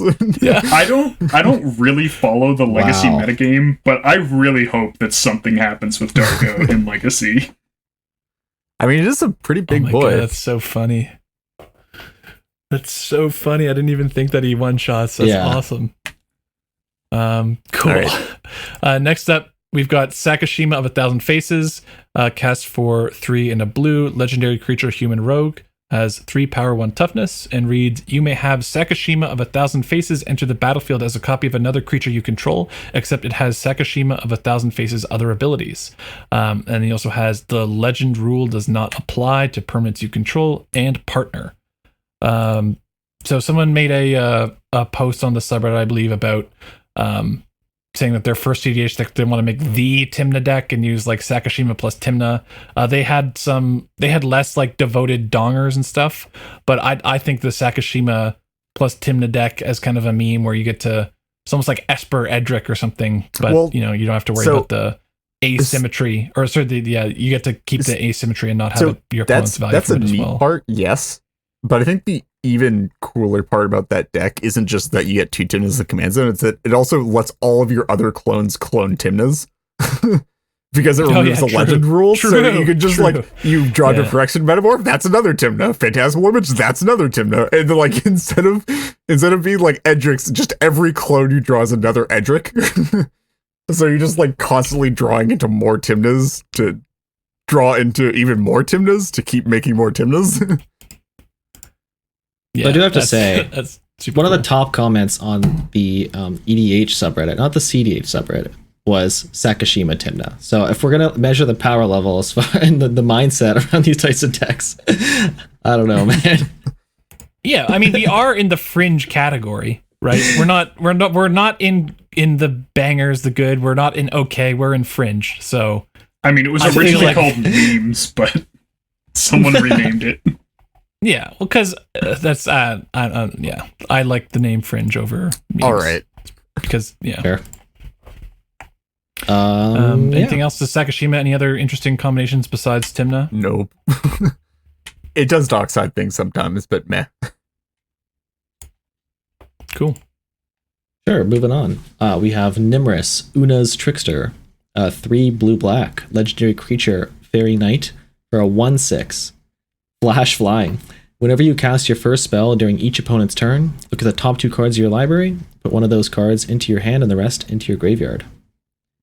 So But, I threw this on the list because I think it kind of reminded me of like Rashmi, where people who are very interested in the Drago kind of control style, you could do something like this where you're never, hard committed into casting it because it has flash, and then its ability. I mean, Rashmi obviously getting access to casting things for free is Huge relevant, because but, dig through time blue black is, like, is a better so abusive color with that. combination than Simic on a base level for winning the game and stuff. And looking at getting to filter just the top 2 is also pretty significant, not just drawing a card. So it does things arguably like in a similar spot for people trying to do Rashmi stuff, but again, Rashmi is not really it's a fringe deck. I in think the CDH. most exciting thing about this for me is that, and I've been saying this forever, is that like just put flash on higher CMC commanders, because like it just makes them so much more interesting and so much more playable, and like it balances out the high CMC aspect a bit, where like especially for blue commanders, if you give them flash, it's like, yeah, it doesn't come down till later, but it's not like you also have the double whammy of it comes down later and you're forced to tap out into it in a later turn. This is also the perfect plausible deniability for yes. ad nauseum. He's got 5 Now it's like, mana! I'm just holding up my commander, guys. Stop. Yeah. This card is a wonderful Teferi Master of Time blocker, gotta say. Yeah, it definitely blocks. It's despite being a tiny fairy, it's got a big ol' butt. Should have been an Archon, dude. It's a Okay. thing riding All another right. thing. Linden and Archons, am I right? Next up, we got the Ghost of Ramirez de Pietro. they're back and they're dead. Cast for 2 and a blue, 2/3 Spirit Pirate. Is Ghost a creature type? No, it's just Spirit, right? No. Okay. No, it's just- Has partner. It cannot be blocked by creatures with toughness 3 or greater, which is sort of neat. Take that, Yeah, Thrasios. get out of here, Thrasios. Take that, Nemris. Get out of here. It also, so with being the 2/3 not being able to block by Thrasios is actually pretty great because it means that it's just getting through most of the time on most boards, unless you want to block with like actual dorks. Whenever it deals combat damage to a player, choose up to 1 target card in a graveyard that was discarded or put there from a library this turn. Put that card into its owner's hand. So I put this on the list just because it has some really interesting things that you can do with it, with specifically milling your library. So if you play this in a Hermit Druid shell, you can use it as your Dread Return. So you can play like non-black Hermit Druid shells with it, which is pretty neat, in my opinion. Yeah, I think the Oh, I one see. thing is that his unblockable clause, I feel like, is just in CDH at least is It's not is quite not there, quite good but enough. it's still Unfortunately. like enough where like you can get through a lot of the time. Like I feel like especially if you're playing against something well, like I don't think you can get. I think people. I don't think you can people get will let you through. through if you're doing something for value. But if you're Yeah. doing a Hermit Druid, I don't think you'll be able to get through well, most of the time. it, I mean, you can't time it like you That only depends, activate right? the Hermit Druid once it's Sure, not but- blocked. But also, who are you? What is this Hermit Druid deck that you're like? Okay, so you need green. Presumably, it's not Thrasios. I mean, so it could be Thrasios. You could play Sidar Kondo and make it you're actual gonna play a unblockable. Hermit Druid mana base in 2 colors. you could do You can do Sidar, Sidar yeah. Kondo, make it actual unblockable, and you also get to play Breakfast combo in it, which is sort of neat. You can also just play like actual Breakfast and play non-green, which is sort of fun. And then you can do like Basalt Monolith plus whatever. The other direction that I sort of thought was cool with this is like you can just play Jeskai Ghost with Bruce Tarl, and then Bruce Tarl lets you get back 2 things because it has double strike, and you can just play a breach deck where you just like try to traumatize yourself as much as possible, then use the ghost to get back breach out of the bin, which is sort of neat. And then you can get like back like breach plus something else if you have Bruce on board, which is sort of fun. I just think that like it just seems like you're gonna get chumped when it matters, right? Like Oh, you sure. traumatize yourself and they're like, oh, well, I guess you can get back all this stuff this turn only. I guess I'm sacrificing my door. Yeah, but Right. like that being said, if you're playing against like a Timna Crom deck and they cast Crom, you're just like, okay, I'll swing through you. Cool. Sure. And then also like if you're doing it with Brain Freeze, because that's sort of the goal of this, is like you just build up a huge Brain Freeze and then Brain Freeze yourself, or Brain Freeze yourself on other people's turns when there's a large storm count and then swing through later. Like, No, isn't it this turn? oh, it is. Never mind. Yeah, It's the turn. Yeah, ignore no, that. Yeah, I it's would only like this a your turn. lot Yeah. more if it wasn't Oh this man, turn. yeah, imagine. For Oh, my Christo. God. All right. Moving on. Okay, moving on to Kesket, the Flesh Sculptor. 2 and a black, legendary creature, human artificer. 1/3, sacrifice tap, sacrifice 3 other artifacts and or creatures. Look at the top 3 cards of your library. Put 2 of them into your hand and the other into your graveyard. And it has partner. So, someone was talking about Congregation at Dawn. Yeah, that's pretty much all I wanted to put this in the thing. This is pretty much all I wanted to put Kesket in this list for, is just because nobody's really explored this yet, but it potentially could do some neat things with Congregation at Dawn. You get There's also just there's Insidious Dreams, right? yes, discard Like, your hand, obviously, put 3 on Insidious top. Dreams Yeah. is like Yes. It Much has more of a downsides potential. for sure, but you know, Yeah. you can. So you cast a Congregation of Dawn, and then you activate Kesket's ability to put 2 in your hand and 1 into your graveyard.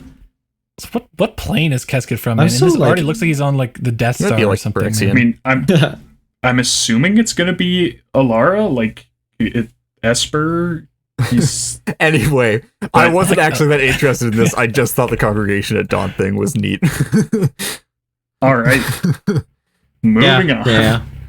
Cool. Next, we've got Togo Goblin Weaponsmith. Cast for 2 and a red. It's a Goblin Artificer. 2/2. Whenever a land enters the battlefield under your control, create a colorless equipment artifact token named Rock. With equipped, a creature has 1 and tap. Sacrifice Rock. This creature deals 2 damage to any target and equip 1. And he has partner.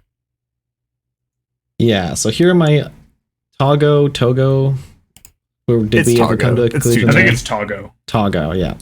Here are my notes for that. So, T-O-double-G-O. Yeah, like Mog, Tog. Yeah. yeah, it's the double G. So this kills a variety of strong creatures. So Tymna, we're going to mention two of them. Notion Thief. If you manage to equip your creature before the Oof comes into play, it's the creature that has the ability, so you can kill Oof, and like presumably you're on some sort of artifact combo shell. You know, Scepter Thrasios, for example, deals with the Najeela, Dorks, and like if you are on a grindy deck and like Thrasios is a great grind plan, that you do have a mana sink to provide some level of removal.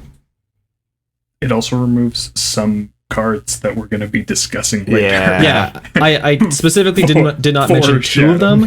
Yeah. That are going to be a big deal. But yeah, unfortunately, it takes 2 rocks to beat a Drannith. But Elves are stupid. Throw rocks at them. Freaking Drannith. But you do have the option of just continually putting rocks onto a single creature or onto multiple creatures. Like, yeah. Kind of, Dude, I don't know. great with Keskit because he fuels your artifacts to God. sacrifice. Big game. All right. Oh, yeah, I got the next one. So, Hans Eriksson, 2 red-green legendary creature, human scout, 1/4. Whenever Hans Eriksson attacks, reveal the top card of your library. If it's a creature card, put it into the battlefield, tap an attacking, defending player, or a planeswalker they control. Otherwise, put that card into your hand. When you put a creature card into the battlefield this way, it fights Hans Eriksson. Can we get an F in chat for Yeah. Safi? Dude, she's like dying in the background. And her brother's like smelling the So roses. also So of sad. note, this is the titular Hans from Ak Hans. Beware. Yeah. What is it? I forget the actual name of the card, but you know. The Lurgoy? Yes, that's the one. Or Ak. No, sorry. Lots of flavor on it's this a card, yeah. titular card in Ak Hans run with a very similar effect. When are we from going to get Unhinged. Eric?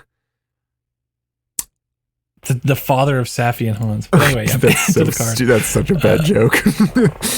No, but I mean, I feel like they're clearly established All right. as, yeah, you know, yeah. it's Eric's son, Eric's daughter, so there's going to be an Eric I eventually. think the But anyway, only yeah. real cool thing about this is that so there's just like 2 neat things about this. First of all, he cracks recruiter piles, goblin recruiter piles fairly Yeah, easily. Snoop piles, It's yeah, a bit awkward because he puts the Snoop into play tapped when you swing with them.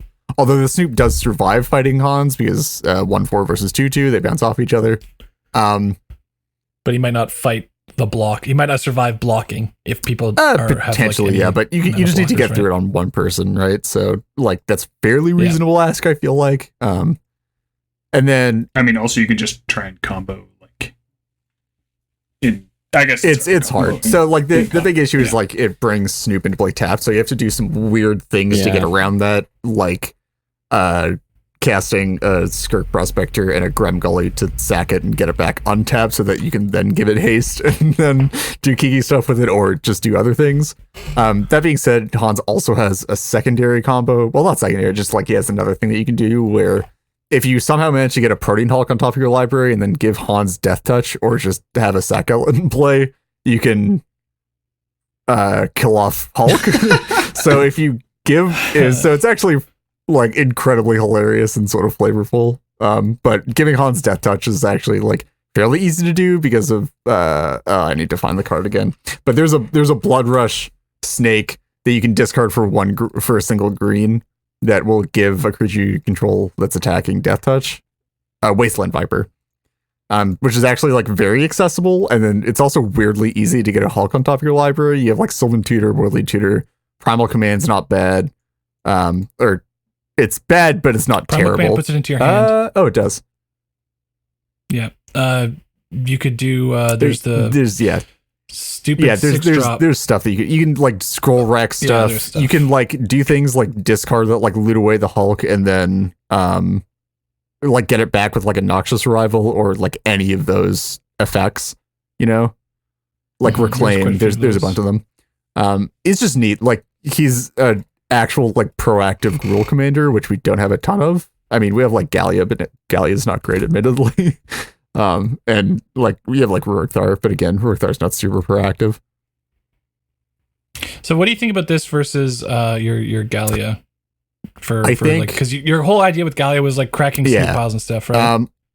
Recruiter piles, sorry. I So think Hans versus Gallia. I think Hans is probably better in that it's easier to get his stuff going. It's the issue is that like, but like, isn't Daryl still just better than both of them? yeah, sort of. But I sort of categorically refuse to play Daryl. So, I mean, but also, who doesn't want to play Saffron Olive, dude? God, this is also true. He looks exactly Definitely does. All right. All right, let's Moving move on. Next we have Elena, Kessig Trapper, 5 in red for a 4/3 human scout, legendary creature, partner, first strike, all that good stuff.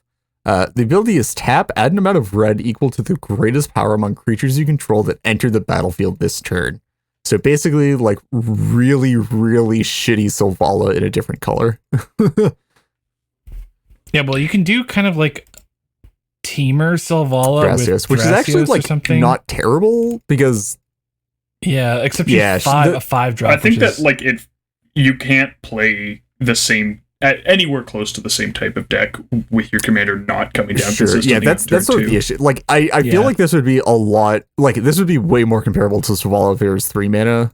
Like 3 mana Elena, yes, it has downsides over Sylvala, but I feel like the upsides that more colors and Thrasios bring is just like partner, way too good to pass up, and would also like give it a very real like ability to contest Sylvala in that range. But right now it's like you have to wait until turn 4 to cast Red Elena. just isn't the color, man. Like I was gonna say, also, is Elena like just worse than Kydel as the partner for that kind of deck? No, I mean, the advantage is you get an extra. it gives you red, You get and there's the also red, like yeah. I feel like it's a bit easier to get up to infinite mana with Elena, because like to get up to infinite mana with I Kydel, don't. like you have to draw a bunch of cards, which isn't No way. super easy.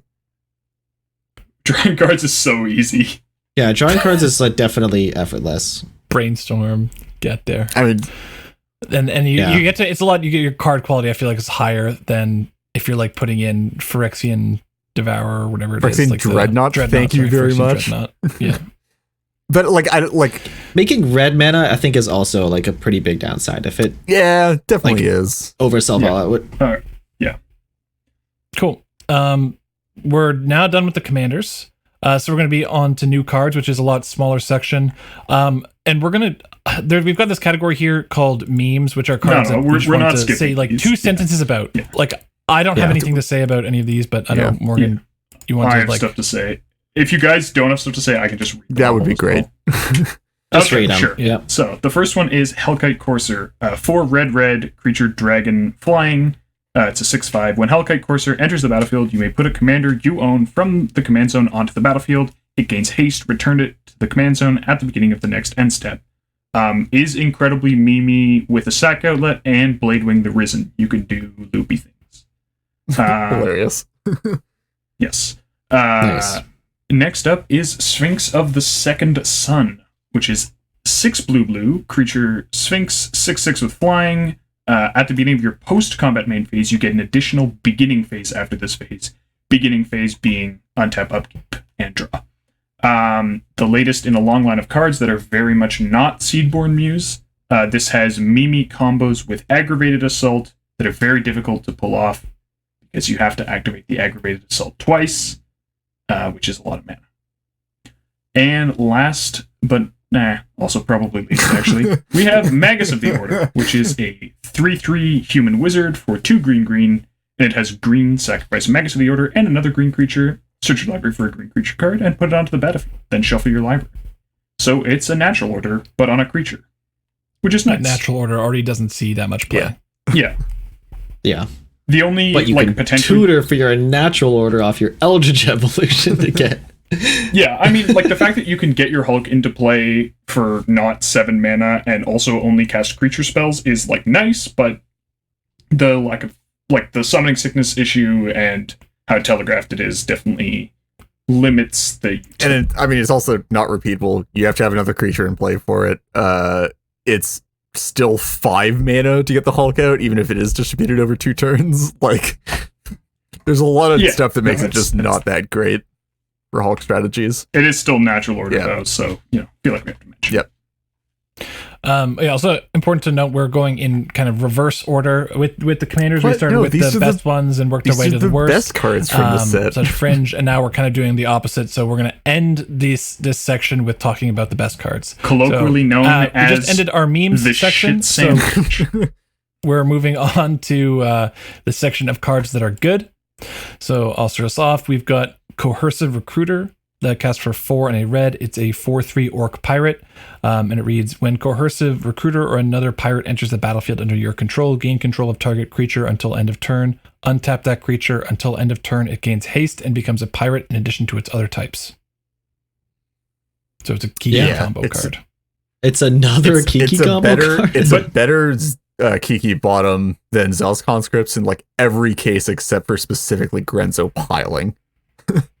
The fact that you can, if you're casting them both on the same turn, like actually casting them, Zell's Conscripts can be good because you can steal something that makes a lot of mana, like a mana vault or whatever. But like that's a pretty narrow use case. Conscripts also has haste, That being said, you're likely running both in any deck that would run one. Yeah, so the key here is that because you get a trigger with every pirate, you can eventually just like take all the creatures and keep untapping them and giving them haste, which means that like if anyone has a mana dork in play, you make infinite mana. If anyone has a Thrasios, well, that's a plan. So you don't need to go to combat to win, right? Which is significant for combos.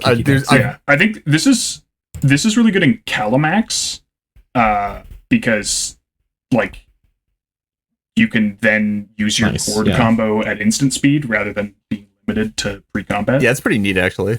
I guess also like this in like as a divergent pile or something maybe. I can also kind of in like so. To be deck. completely fair, I have tested a fair amount of Divergent with the Kiki combo, and it is certainly not that great. Like not even with this not Kiki even combo? like just in general, like not even counting the restriction on combats, just it's not really the best.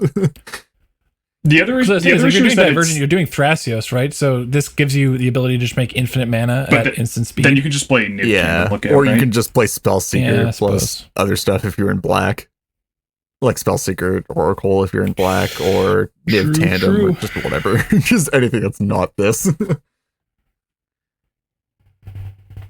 Yep. Let's go on to the next one. We got Jeska's Will. 2 and a red sorcery. Choose one. If you control a commander as you cast a spell, you may choose both. Add red for each card in target opponent's hand. Exile the top 3 cards of your library. You may play them this turn. I mean, this card like seems great in cast. Seems like fantastic in most Stormy red things. Yeah. I mean, it just pays for its recast at least, right? Like it seems very probable that one of your opponents has more than 3 cards in their hand. I think one thing that's really important though with Jeska's Will to consider is that you're not, if you don't have your commander in play, or like you're casting this and it's giving you back red mana and your deck is multicolored, the top 3 cards, unlike a lot of recent templating on Impulse Draw, it's you may play them this turn instead of until the end of your next turn. That being said, it's still like at its base case probably a Seething Song if you don't have your commander in play, which is not a bad thing. I think base case Seething Song is being a bit generous. I think base case it's probably a like a lot of times it's going to be. I think that base case, like most of the time, it's going to be at least a Seething Song. But a lot of people can also, play instants or something. Yeah, you can definitely get response. That's for sure. Yeah, I think people may be a bit because I know the Goto Discord was like freaking out about this card. They're like, oh my god, it's going to enable so much stuff. And I was thinking like I think people might be a bit too optimistic on how much mana it's going to make. But I do think that overall it's probably I think for like anything that so specifically on the Goto point, I think it makes it doesn't make as much mana early in the game. Okay, let me say that a bit differently. On the first turn, you're obviously going to be making 7 mana, unless you're the last one to play. Over turn 1 combos. They're like, oh my god, with Mana Crypt.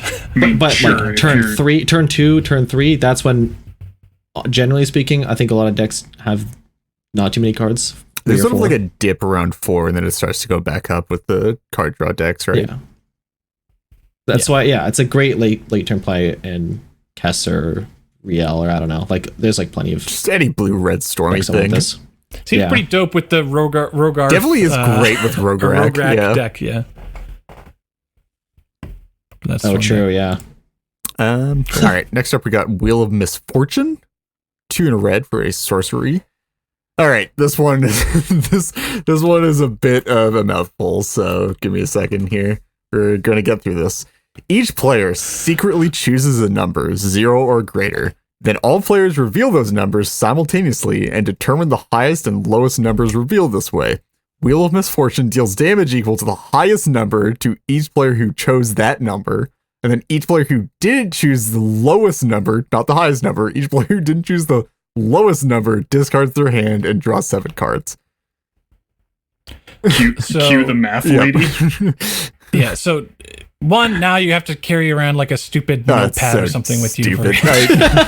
That's so annoying. The worst. Hey, I don't know, man. Every LGS sells that like reusable like drawing pad that's not digital. You know what I mean? Yet another thing to It's a carry around. conspiracy by bag. big The LGS to glorified make them buy Etch-a-Sketch. more erasable life pads. You thought Watsy Well, I was think- trying to kill paper magic. Turns out they were trying to sell Etch-a-Sketches the whole time. Yeah, there's also a weird metagame of like if you're doing this in ad nauseum or where your life matters and like how to like it's gonna be hard to figure out and evaluate where roughly this is gonna settle in terms of the average life required to put in to get a draw. But there's important things to look at the extremes where in order to almost guarantee that you're going to be wheeling with this card for yourself, you're going to have to pay a significant portion of your life. Okay, that's Because if other people are really trying to stop you, if you're trying to wheel on a combo turn and storm turn, you're trying to draw some new cards, you're probably going to have to bid almost all so your that's life. sort of true, but also for the most part on like earlier turns, which is when wheels tend to be very good, you don't actually have to pay that much life. But there is sort of a paradox that happens here where typically it would make sense that like there's at least one person at the table that doesn't want to wheel on like an early turn. So you're typically going to see them pay like 1 life or like choose 1. So you can always just choose 2. But then there's a metagame where like that person then knows that you want to always choose 2 because it's the minimum that you can like get. that's what I while was still, saying, where things are going to So converge to then some they weird choose point. 2 and then you both don't yeah. wheel. So then you have to be Got okay. If they know that I want to choose 2 and they're going to choose 2 to fuck me over, I have to choose 3, and then they also know that. So it's like it's a game of Yeah, like, chicken. there's- Like, yeah. when you go up to see like what number you want to choose while still wheeling. And notably, this is not a wheel that you can use to force through like Notion Thief or Hull Breacher, kind of effects where you're not like your opponents can just choose 0. So you will be the only one. I mean, a one-sided wheel for It's still is good, great, but you know, if yeah. your opponents have, if your opponent has a Notion Thief or Hull Breacher, Smothering Tithe or something in play, like, you know, not wheeling is also pretty Yeah. great. It is nice that you can't get yeeted by your opponent's Notion Yeah. Thieves, though. Yeah, it's yeah. just like Yeah. I feel like Yeah. it's just weird. It's like it's Yeah, a weird wheel. card. It has I feel like it's probably good enough to see play in the wheel decks that want to play it. Just because like you want to be restock, like the deck's built to restock its like an Opus Thief. You well, think? like I don't anything think so that's like playing necessarily. Like, wheels in the trying first to do the place. wheel Like combo it's stuff. anything like most stuff that's playing wheels is built to be able to dump its hand and wheel to refill anyway, and it's still fine in that situation. Like it's still good as a refill. It's just like it doesn't do like it's when you have a wheel synergy piece in play, it just turns that wheel synergy piece into not a Narset, I guess. Not even because they don't even wheel. Yeah, I don't know. Yeah, the fact that they don't discard if they don't pay life means that it's like not. It doesn't like even half combo Yeah. wheel synergy pieces. Yeah, I think people might be a bit over excited about this card. I think it's good. I think like Reed was saying, it might see some play, although I think it's gonna. I think it's See definitely a lot going to. I less mean, play than like people think. there are certainly decks that want to play another wheel, especially decks that don't. I Have think full there are like a lot of decks that like play either like a token Notion Thief in a wheel centric deck, and like that's all the synergy that they play, or they're just like not in a place where they can play Narset or Notion Thief. In which case, like this looks like very attractive, right? I mean, the one thing too is if you play a Notion Thief into Wheel of Misfortune, you don't get like completely yeeted by it, but your opponent does just get to like, you know, you flash in a Notion Thief or Toll Breach or whatever, and then you just get to be like, cool, I'm gonna discard my hand, draw 7, and like no one else gets to do that. It is kind of like, I mean, it's still good, but it's not like kind of as bad as snag, flashing it. It's not like game ending. Exactly. Yeah. Cool. Also, for people who, for whatever reason, need to own cards and want to play 3 wheels in a blue-red deck, it's going to cost a lot less than Time It Twister. certainly will. All right. Next up, we have a War Room, which is a land. The taps are colorless, and it has 3 mana. Tap it and pay life equal to the number of colors in your commander's color identity. Draw a card.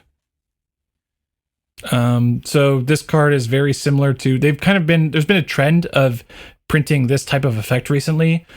We saw Castle Locthwain from, I guess it really started with Arch of Araska, which was 5 and you had to have Ascend. And then there was Castle Locthwain, which was black and it only entered untapped if you controlled a swamp and cost 1 double black in tap. And then you lost life equal to the number of cards in hand. And then there was like Bonder's Enclave in Ikoria, where you had to have a creature with power 4 or greater. So this, much better than all of those, because there's no restriction. Comes into play on untapped unconditionally. The life that it costs is not going to be, you know, a massive chunk if you are, you know, if the game goes sandbaggy, which is kind of the times when you'd want to be activating War Room. And, you know, if you're in lower colors, it's like negligible cost. So the real main consideration, like this is one thing I really love about this card is that it is very clearly something that's going to be benefiting like very, very low color decks and not even something to be looked at by higher color decks. One, because it's just the power level of the card is not necessarily like the highest, but it's like if you're in, I guess, Godot, for instance, where you really struggle for card advantage, or if things have kind of stalled out, like War Room is just a decent mana sink that's pretty free to run. You know, you could maybe envision running this in something like Yisan. Maybe there's some 2-color decks that would like this, because it just kind of creates a Thrasios activation. On a land, on a land, which, you know, not a bad thing. That's not bad. I mean, yeah. Also, I think that like the life, you know, there's like very few decks that would play it. Like the fact that the life scales with Commander, like, would change whether or not they'd play it. High color decks aren't going to play it because they can't support a colorless land for minimal upside. Like I don't know. Is Godot, like, if it just said pay 3 life, would Godot be like, oh, never mind? Like, some Godot players, that maybe, is insane to me. I mean, they really like the treasonous ogre thing, but like, yeah, sure, 1 life just makes it like a non-consideration. You know, we never know what the Egypt players are going to say, but that doesn't mean. All right, and I guess we can move on to I guess Greek. so. Oh, I just realized what I'm going to get in this section. Wait, no, I got stuck with the lame ones. Yeah, but you get 5. Oh wow, 5 cards. Okay, so I'm going to be covering the rest of the Battle Bond cycle of lands that they completed in Commander Legends. So that is Vault of Champions, Training Center, Undergrowth Stadium, Spectator Seating, and Rejuvenating Springs. So these are all 2-color lands. So, you know, white, black, blue, red, green, black, blue, Boros, so red, white, and enemy colors. Simic, green, blue. And yeah, they enter the battlefield tapped unless you control 2 or more opponents. Okay, so and yeah, if anyone exciting. ever plays Spectator Seating, I don't know why you would, but yeah, when you play it, you are legally required to say, if it rains, you'll be the first to know. Classic Goblet of Fire, man. I think these are lands so that nice to have in the format. Obviously, depending on the colors, might see play in some. I don't know, 4-color maybe. Oh, 4-color, 100%. These are clearly strong for. These are definitely going in 3-color and below. These are also just definitely. in general for EDH at large, great to have in the format. Yeah. Also definitely just, shout out or give our listeners a little tip. Just buy these when they come out, or like a bit after once the prices dipped. Like Battlebond lands shot up to like $15 each, and they came out when they settled around like $7 or $8 initially. So pick up your copies. Good. Maybe you don't have to get the spectator seating, but I know the completion aspect. It's kind of nice. So if you get your EDH playset. Yeah, yeah. It's also along with some other things that we're about to discuss right now, but Undergrowth, what is it? Undergrowth Stadium being printed definitely means that Vrals now gets to run a Tainted Pact mana base, because we're past the point where we actually have enough lands now. Nurturing Peatland was like the first one in the cycle of things to be printed where it made it considerable, but now Undergrowth Stadium's just like, yes, give me Tainted Pact mana base. And to be completely honest, strong non-search lands just makes the game feel way better. Especially into a Garland dimension. Hold on, let's not get ahead of ourselves first. You got the next one. Yeah. So coming up, we got Hull Breacher, 2 and a blue, 3/2, creature, merfolk, pirate. It has flash, and if an opponent would draw a card except the first one they draw in each of their draw steps, instead you create a treasure token. It's like Smothering Tide and Notion Thief had a kid. Everyone disliked this. And nobody liked it. No one wants this. Why is it Gitrog player? These? I hate this. Why wasn't so it white? Much because at least Notion Thief. But why wasn't it like Gruul? What are you talking about? It breaches. We can combo through Notion Thief. We can't combo through Hull Breacher. It's so annoying. God, I fucking hate this card so much. I hate that this was printed. I hate that they considered that this was a good thing. I just. Yeah. So all right. So you're gonna get a theme here. This card dies. It definitely does. Togo kills Merfolk real good. Putting Cabal Pit back I took Cabal Pit out of Gitrog after Drannith because I wanted to put in some more like Drannith lands, and I was like, yeah, okay, Cabal Pit's maybe a bit less important. It's like, wow, Hull Breacher, and then our next card as well, 2 toughness. It's just, maybe I'm gonna have to put Cabal Pit. Yeah, we were thinking about putting Cabal Pit in Vrals. Single target removal and stuff. God, I hate it. It's just so annoying. Yeah, the meta is going to be like Swords to Plowshares has never looked so great. Lots of flashy threats where you're going to want to be able to remove them at instant speed efficiently. Pretty important that you have some kind of removal, I think. Rogak for Rollick has never looked better. Yeah, certainly. Yeah. It's just, I just hate these. I hate these cards. I love the lands. Yeah, in terms of overall meta effects, I think my kind of take on this is that Hull Breacher, like Narset, obviously had the same kind of effect, but you couldn't hold up mana for that. It was vulnerable to being removed through combat if you couldn't defend it properly. It comes down at sorcery speed, and it's just like, okay, you can also beat it to death. It doesn't have like a benefit. It just stops your opponents from drawing, whereas Hull Breacher is like going positive with treasures. Narset, so this is going to be much more ubiquitous than even Notion Thief, and it's going to cause people to have to reevaluate whether or not they're running wheels, which is, I think, an overall positive thing, because I think too many people are big fans of wheels unnecessarily, and now this is just going to be punishing that. Yeah. This also, which is a good thing. The fact that's an overall great thing. The fact that this comes down turn 2 off a dork, unlike Notion Thief, also I think gives consideration for like the Opus Thief archetype decks to potentially move into Sans White. So going back to E-Man, basically. Sans White, not Sans Red. Oh, sure. The Thraspile stuff. Yeah, makes sense. I mean, you can also, the disgusting thing about this is that you can Neoform Thrasios into it as well. Just like...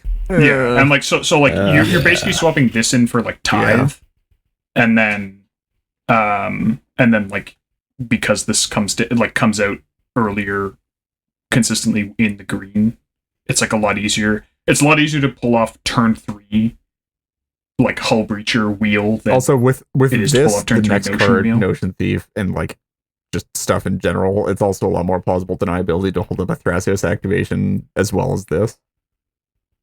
Yeah. Okay. Is there anything anyone else has to say about Hull Breacher? I think the meta will speak for Actually, sort of this one card, thing. for sure. I am sort of interested to see what Urza pilots think about this, especially Polytyrant pilots, because like you were That's a definitely good missing point. out on some stuff in Polytyrant builds, but like not huge amounts of stuff. You're missing out on like Spellskite and Gilded Drake were the two main ones. Like that's about it. Potentially, like you might have wanted to play Trinket Mage or Spellseeker as well.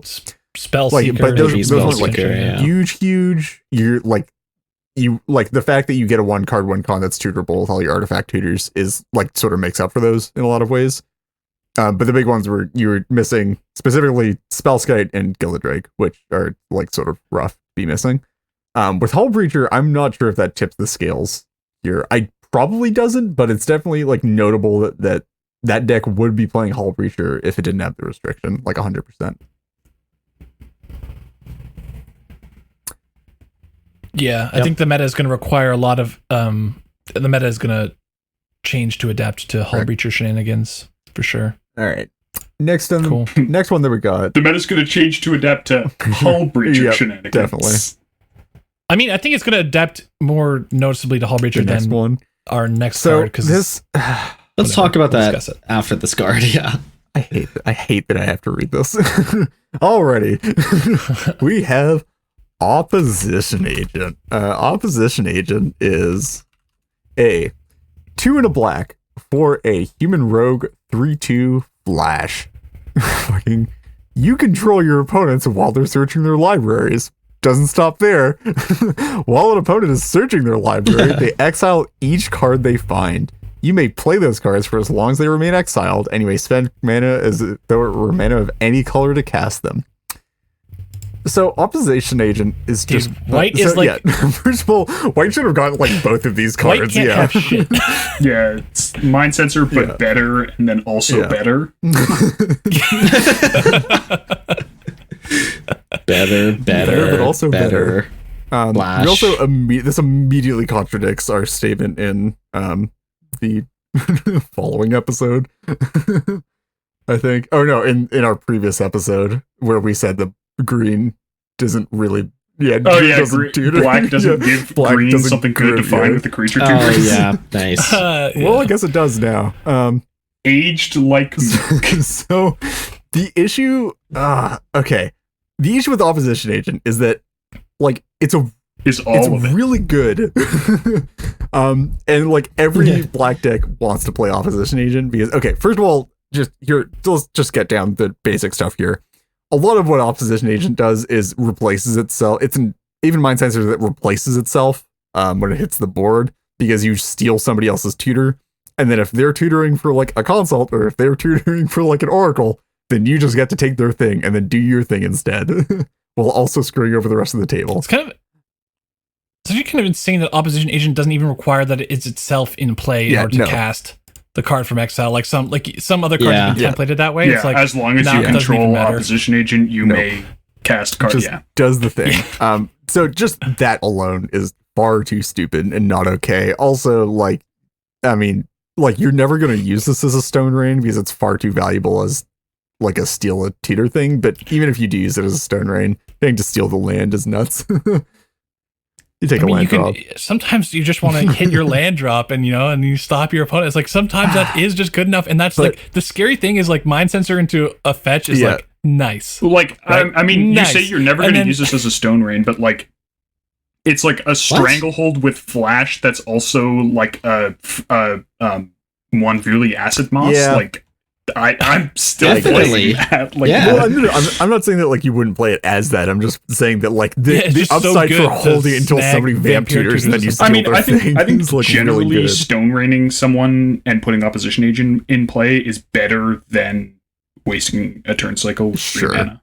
But But that being said, Yeah, but if you have Thrasios, just So- draw Thrasios there, and then someone Hull Breachers. Oh, and then he made a treasure. Dang. the issue that I have with cards like Oh my Opposition god! Agent Don't even say that. is that like first of all, they don't encourage you to do anything else than you're already doing. You just play them, and like it's the same thing with like Drannith Magistrate, where like it just makes life miserable for everybody because like there's no downside to playing them. It doesn't like encourage you to do anything else. It doesn't discourage anybody really from doing anything else, because like you can't not tutor in this format. It's a 100-card singleton. You have to tutor to find the stuff that you want to be doing consistently. It's just I just hate it. Yeah, I have this new deck. It's kind of got like a silent win condition. It's just Drannith, Hull Breacher, Opposition Agent all in play at once, and then your opponents concede and you lose all your friends. Yeah, it's effective. Okay, but if the game never ends, then you can never be lonely. Dude, if only Drannith had been 2 toughness, and then we could like Pyroclasms would be cool again. Haga would just be infinitely good. It's okay. So as a side note, the Yume Cassis, as long as they remain in exile, is the same text that Gonti has. So it might just be a black thing. Yeah, so like people have also pointed out that it is a reasonably, like, it's kind of a meme, but it's a reasonably low opportunity cost to run Scheming Symmetry. Yeah.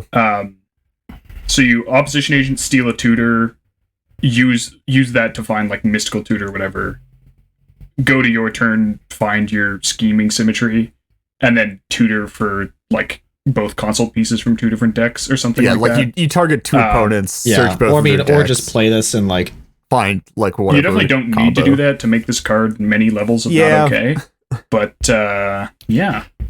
Like in some ways, it's kind of like the Scheming Symmetry thing is sort of like the Witch's Claw sort of thing that people have done, which like just including as an additional tutor. It's like in a turn you're kind of trying to win. Sure. Yeah. Like Witchclaw Talisman. Sorry, that's it. Yeah. Like on the turn you're trying to win, it's like, you know, you do it if Scheming Symmetry into like some kind of cantrip.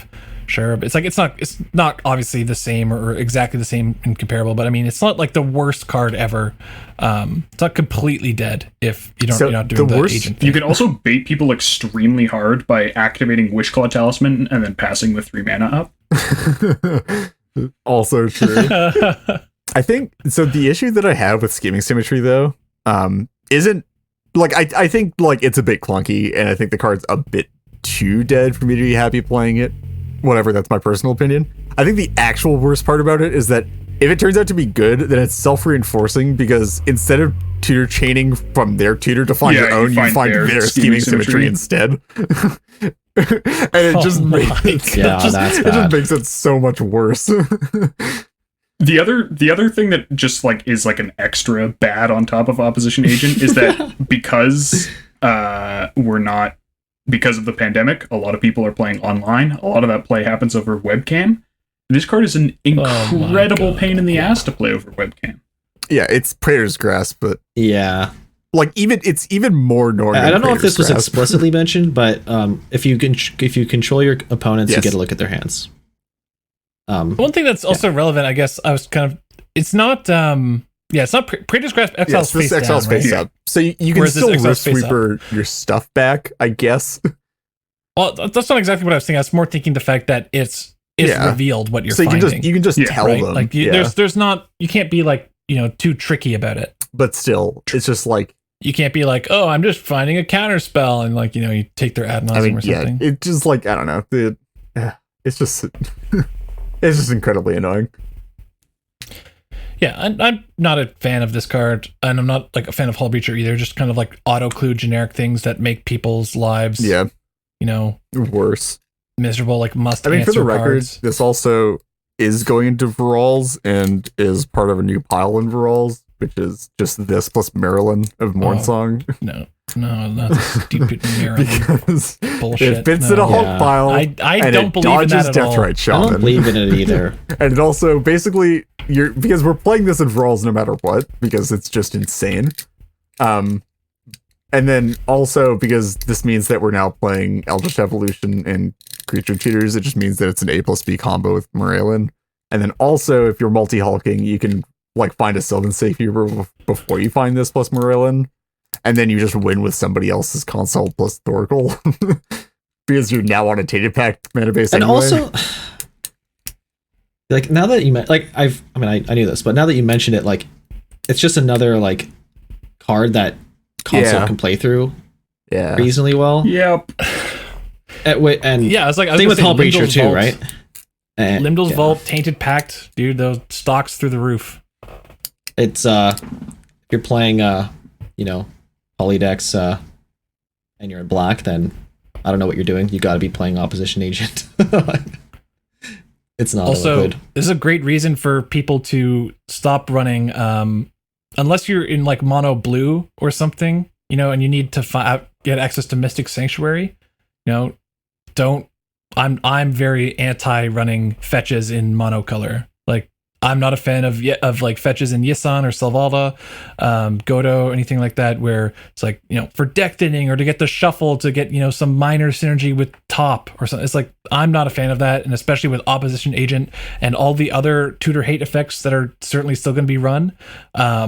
Yeah, get rid of that. And if you're in mono blue, I'm also pro getting rid of Prismatic Vista. Also, I'm definitely anti-fetch lands in monocolor, assuming you count being anti-monocolor as... Stan. Also, if I didn't mention this is also something that you can neoform Thrasios into, which is also incredibly annoying because it then puts it out of toggle range and out of Pyroclasm range. I think having the ability to neoform an Opposition Agent means like that scheme symmetry is like your opponent's opposition agents, though. Also, like unlike with Notion Thief, where like if two people have them, they both get to play somewhat normally. That's not how this works. If two people have them, it's just awful. Yeah. Also, imagine just stealing your opponent's opposition agents and just keeping it in like revealed as like, this effect is never going away. You remove my opposition agent, and then it's like another one is going to come in to replace it or something. Stealing their demonic tutor into their opposition agent and just always having it up. Astoundingly, we still have another card to talk about. Yeah.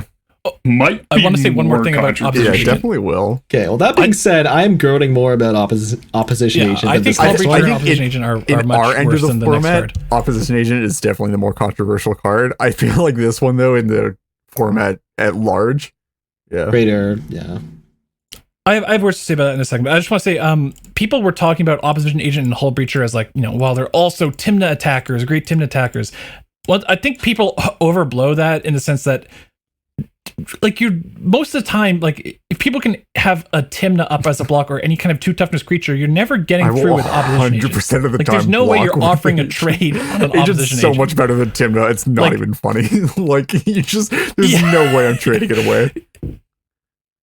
Yeah, like maybe you might be able to get in one extra attack because you flashed it in, and then someone was holding up a Thrasios as a blocker, and like they're it's just a free attack there. But like, yeah, it's not like a great, and neither is Hull Breacher. They're not great Tymna attackers. They're Hull Breacher. Honestly, Tymna blocking a Hull Breacher is like, I don't know. It just kind of, it's maybe the most perfect play you can ever. Possibly have. It's so aesthetic. Yeah. aesthetically perfect. Yeah. It's just it's like it's like a little amount of Moving justice. on. Last, but certainly not least, we have Jeweled Literal Lotus. Black Lotus. 0 mana, artifact, tap, sacrifice Jeweled Lotus, add 3 mana of any one color. Spend this mana only to cast your commander. So it's a Black Lotus for commanders, which has a lot of people very upset for, I think, some good and some bad reasons. I think that this, like, it's looking like it's going to be quite an expensive card, and I think that it encourages some not great play at the casual end of the format. From a competitive perspective, this I think card... this card's great for the format. You do? Yeah.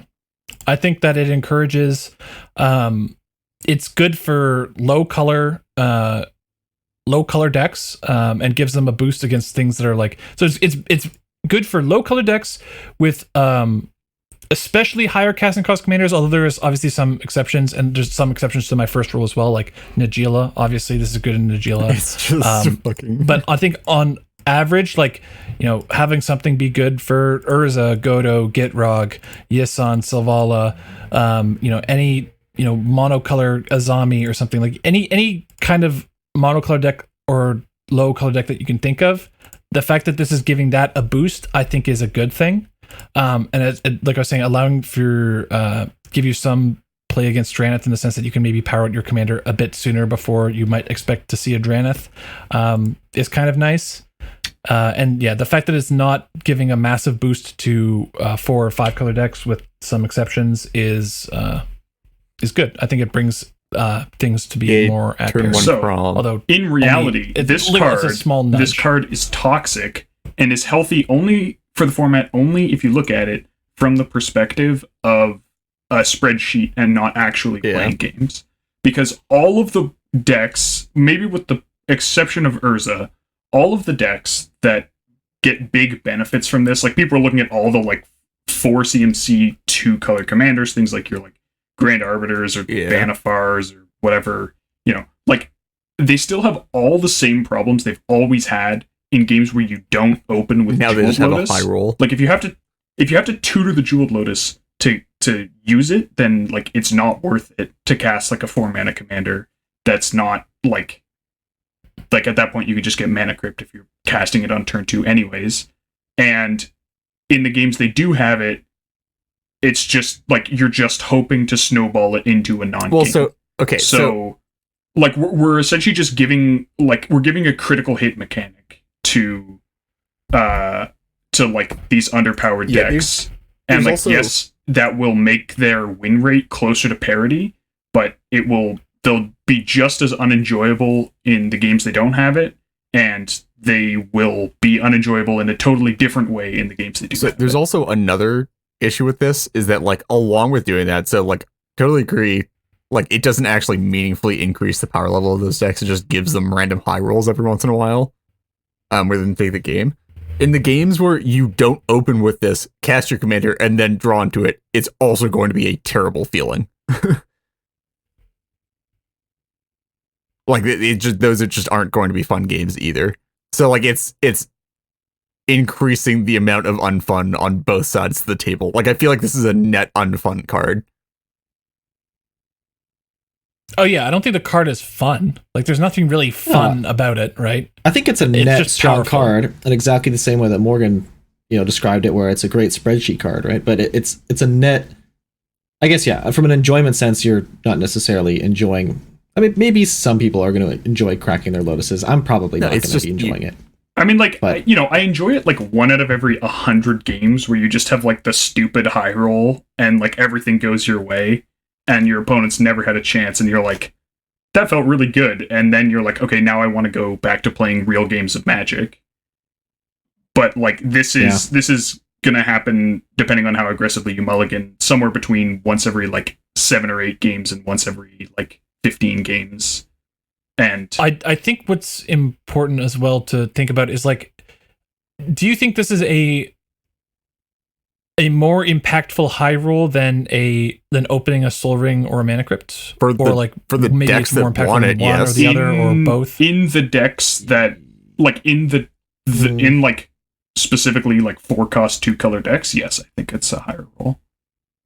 Yeah, specifically in that specific case, I agree. I think I think that you can't be like I think there are some decks that are 4-cost 2-color that like Vanifar, sure. Grand Arbiter, are you kidding Urza, me? sure. Grand Arbiter. Grand Arbiter I can go to turn like one. I guess Grand Arbiter, insane. Grand Arbiter, because you're getting the discount. I think what's important is like things that don't require the additional mana to be or they either provide you some additional mana advantage or something when they come down, or they don't require that, something like Vanifar. Whereas like it's not just a generic like thing in that sense, right? Because I think the Mana Crypt and Soul Ring providing that persistent mana advantage really does end up kind of being a more high roll swingy card than Jeweled Lotus in most instances. Well, and I think that people tend to kind of think like I mean, we did do our entire ban session, our ban list discussion. I talked about how I was pro banning Mana Crypt and Soul Ring, and like obviously by that same logic, because of the swingy aspect of it, I would be pro banning Jeweled Lotus. But I think there's people who are fine with Mana Crypt and Soul Ring as is, freaking out about Jeweled Lotus is like, I don't know. It just seems like how can you be fine with those, but then this is the card that finally Well, so crosses I guess the line. the thing is that like I think it's certainly the delta on it is enormous compared to Mana Crypt and Soul Ring. So I guess it depends on how you look at high rolls. I think that like. Oh, you mean because it's so shit when you draw it versus just like a good card that everyone gets to play. But also I think that like the highest highs on this card are better than Soul Ring, which is when it's like taking the role of literal Black Lotus in your deck, where you're like, you play Grand Arbiter turn one on the play, just specifically and then Soul Ring, right? Not Mana Crypt. No, even Mana Crypt. Because I think like Mana Crypt into like this is not doing Mana Crypt into Rhystic Study, right? Like that's that's like one of the high rolliest plays in the format. I mean, I think Grand Arbiter turn one. Grand Arbiter on turn one is high roll, honestly. I don't. Are you kidding me? You don't think that's true? I don't think so. I think Mana Crypt into like your opponents. If you're in Grand Arbiter, is turn one Grand Arbiter with the Jeweled Lotus better than turn one Island Mana Crypt Rhystic Study, turn two Land Grand Arbiter? Yes. No, because you get to draw cards off the Rhystic Study, but all your opponents got to play at least one spell untaxed, and that spell probably increased the amount of mana they had on turn two. And then you're also taxing them on every turn two but following, they got their foot in the door. Study. Sure, but I mean, you can play the Rhystic Study on turn two in this scenario as well, right? Like if we're just swapping Mana Crypt and Jeweled Lotus, I guess that is fair. The Rhystic Study is coming down on turn two. But yeah, I think it's the high rolls of Jeweled Lotus are pretty comparable to. I mean, even Mana Crypt like turn one Taigam is probably better than Rhystic Study. Turn one Brago is still probably better than turn one Rhystic Study. What else? I don't think the Brago is the better than Rhystic Study. I think in a Brago deck agree, it is, but I don't think especially like when it now. But you're on 2 mana. You're on 2 mana. But it starts doubling mana, so it untaps your talismans. So you can play multiple things. It doubles you have to invest in rocks still, right? You have to invest in a talisman, put it down, and then it untaps that. Like I don't think that's better than the turn 1 Rhystic Study and then turn 2 Brago. But again, I think we're just getting a bit like lost. Like I think comparing, if we're even comparing this to Mana Crypt, somewhere something went really wrong.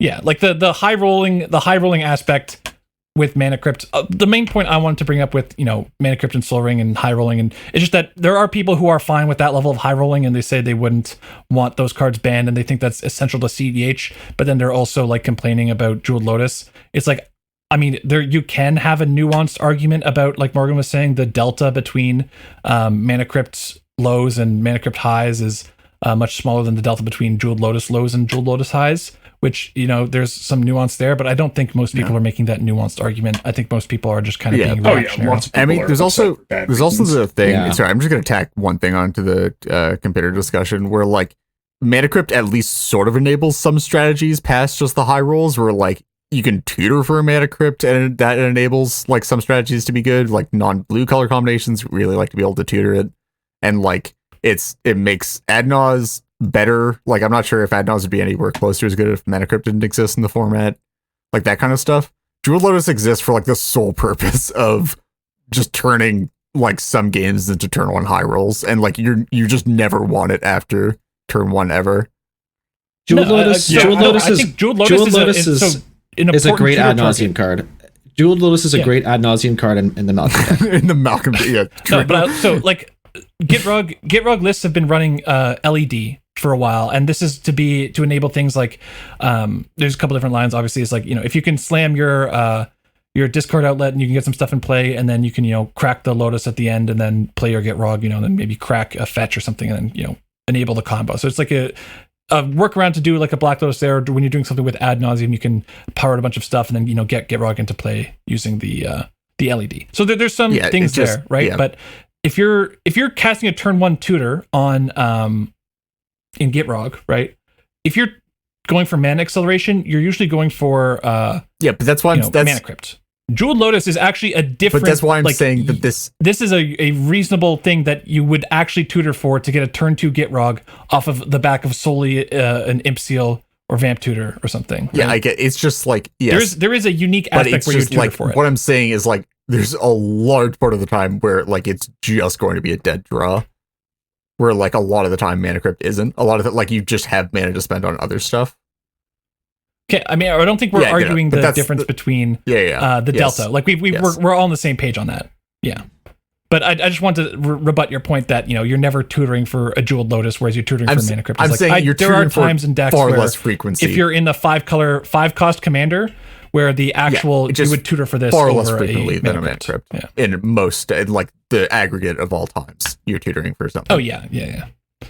Okay, are there... I was just sort of thinking about this. Are there any commanders where you'd be wasting the mana, but you would still run this? I think you still run it in Zur. I think people have been saying for...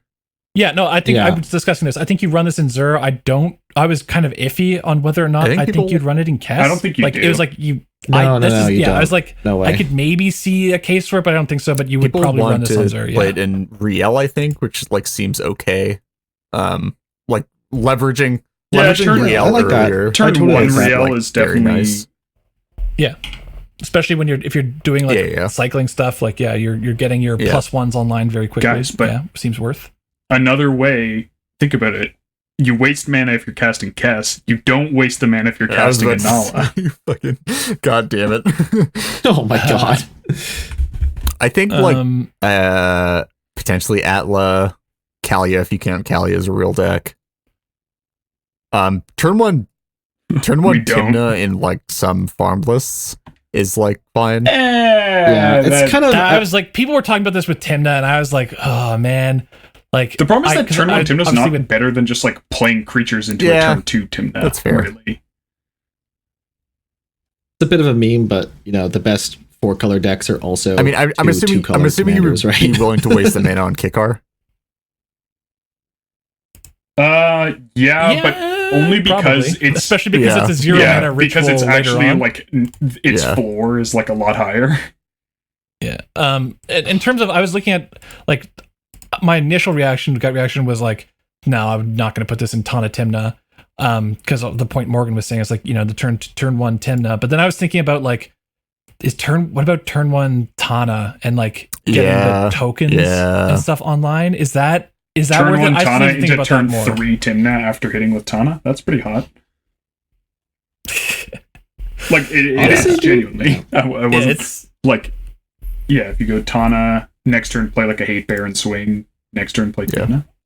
Yeah, I'd need to think about it some more, but yeah, potentially. But obviously, 4-color tends to do things a bit less swingy most of the time. Try and be like, well, it can afford to be less swingy. Yeah. But yeah, in terms of Jeweled Lotus, do you guys have anything else to say about it with competitive? Because I wanted to discuss some things that, in terms of Morgan saying, unhealthy for casual, like I've got a bit more refined take that I want to kind of counterpoint. Put out there. We already have a 2.5 hour podcast. It's a quick point. It's just I won't be rebuttaling your point likely.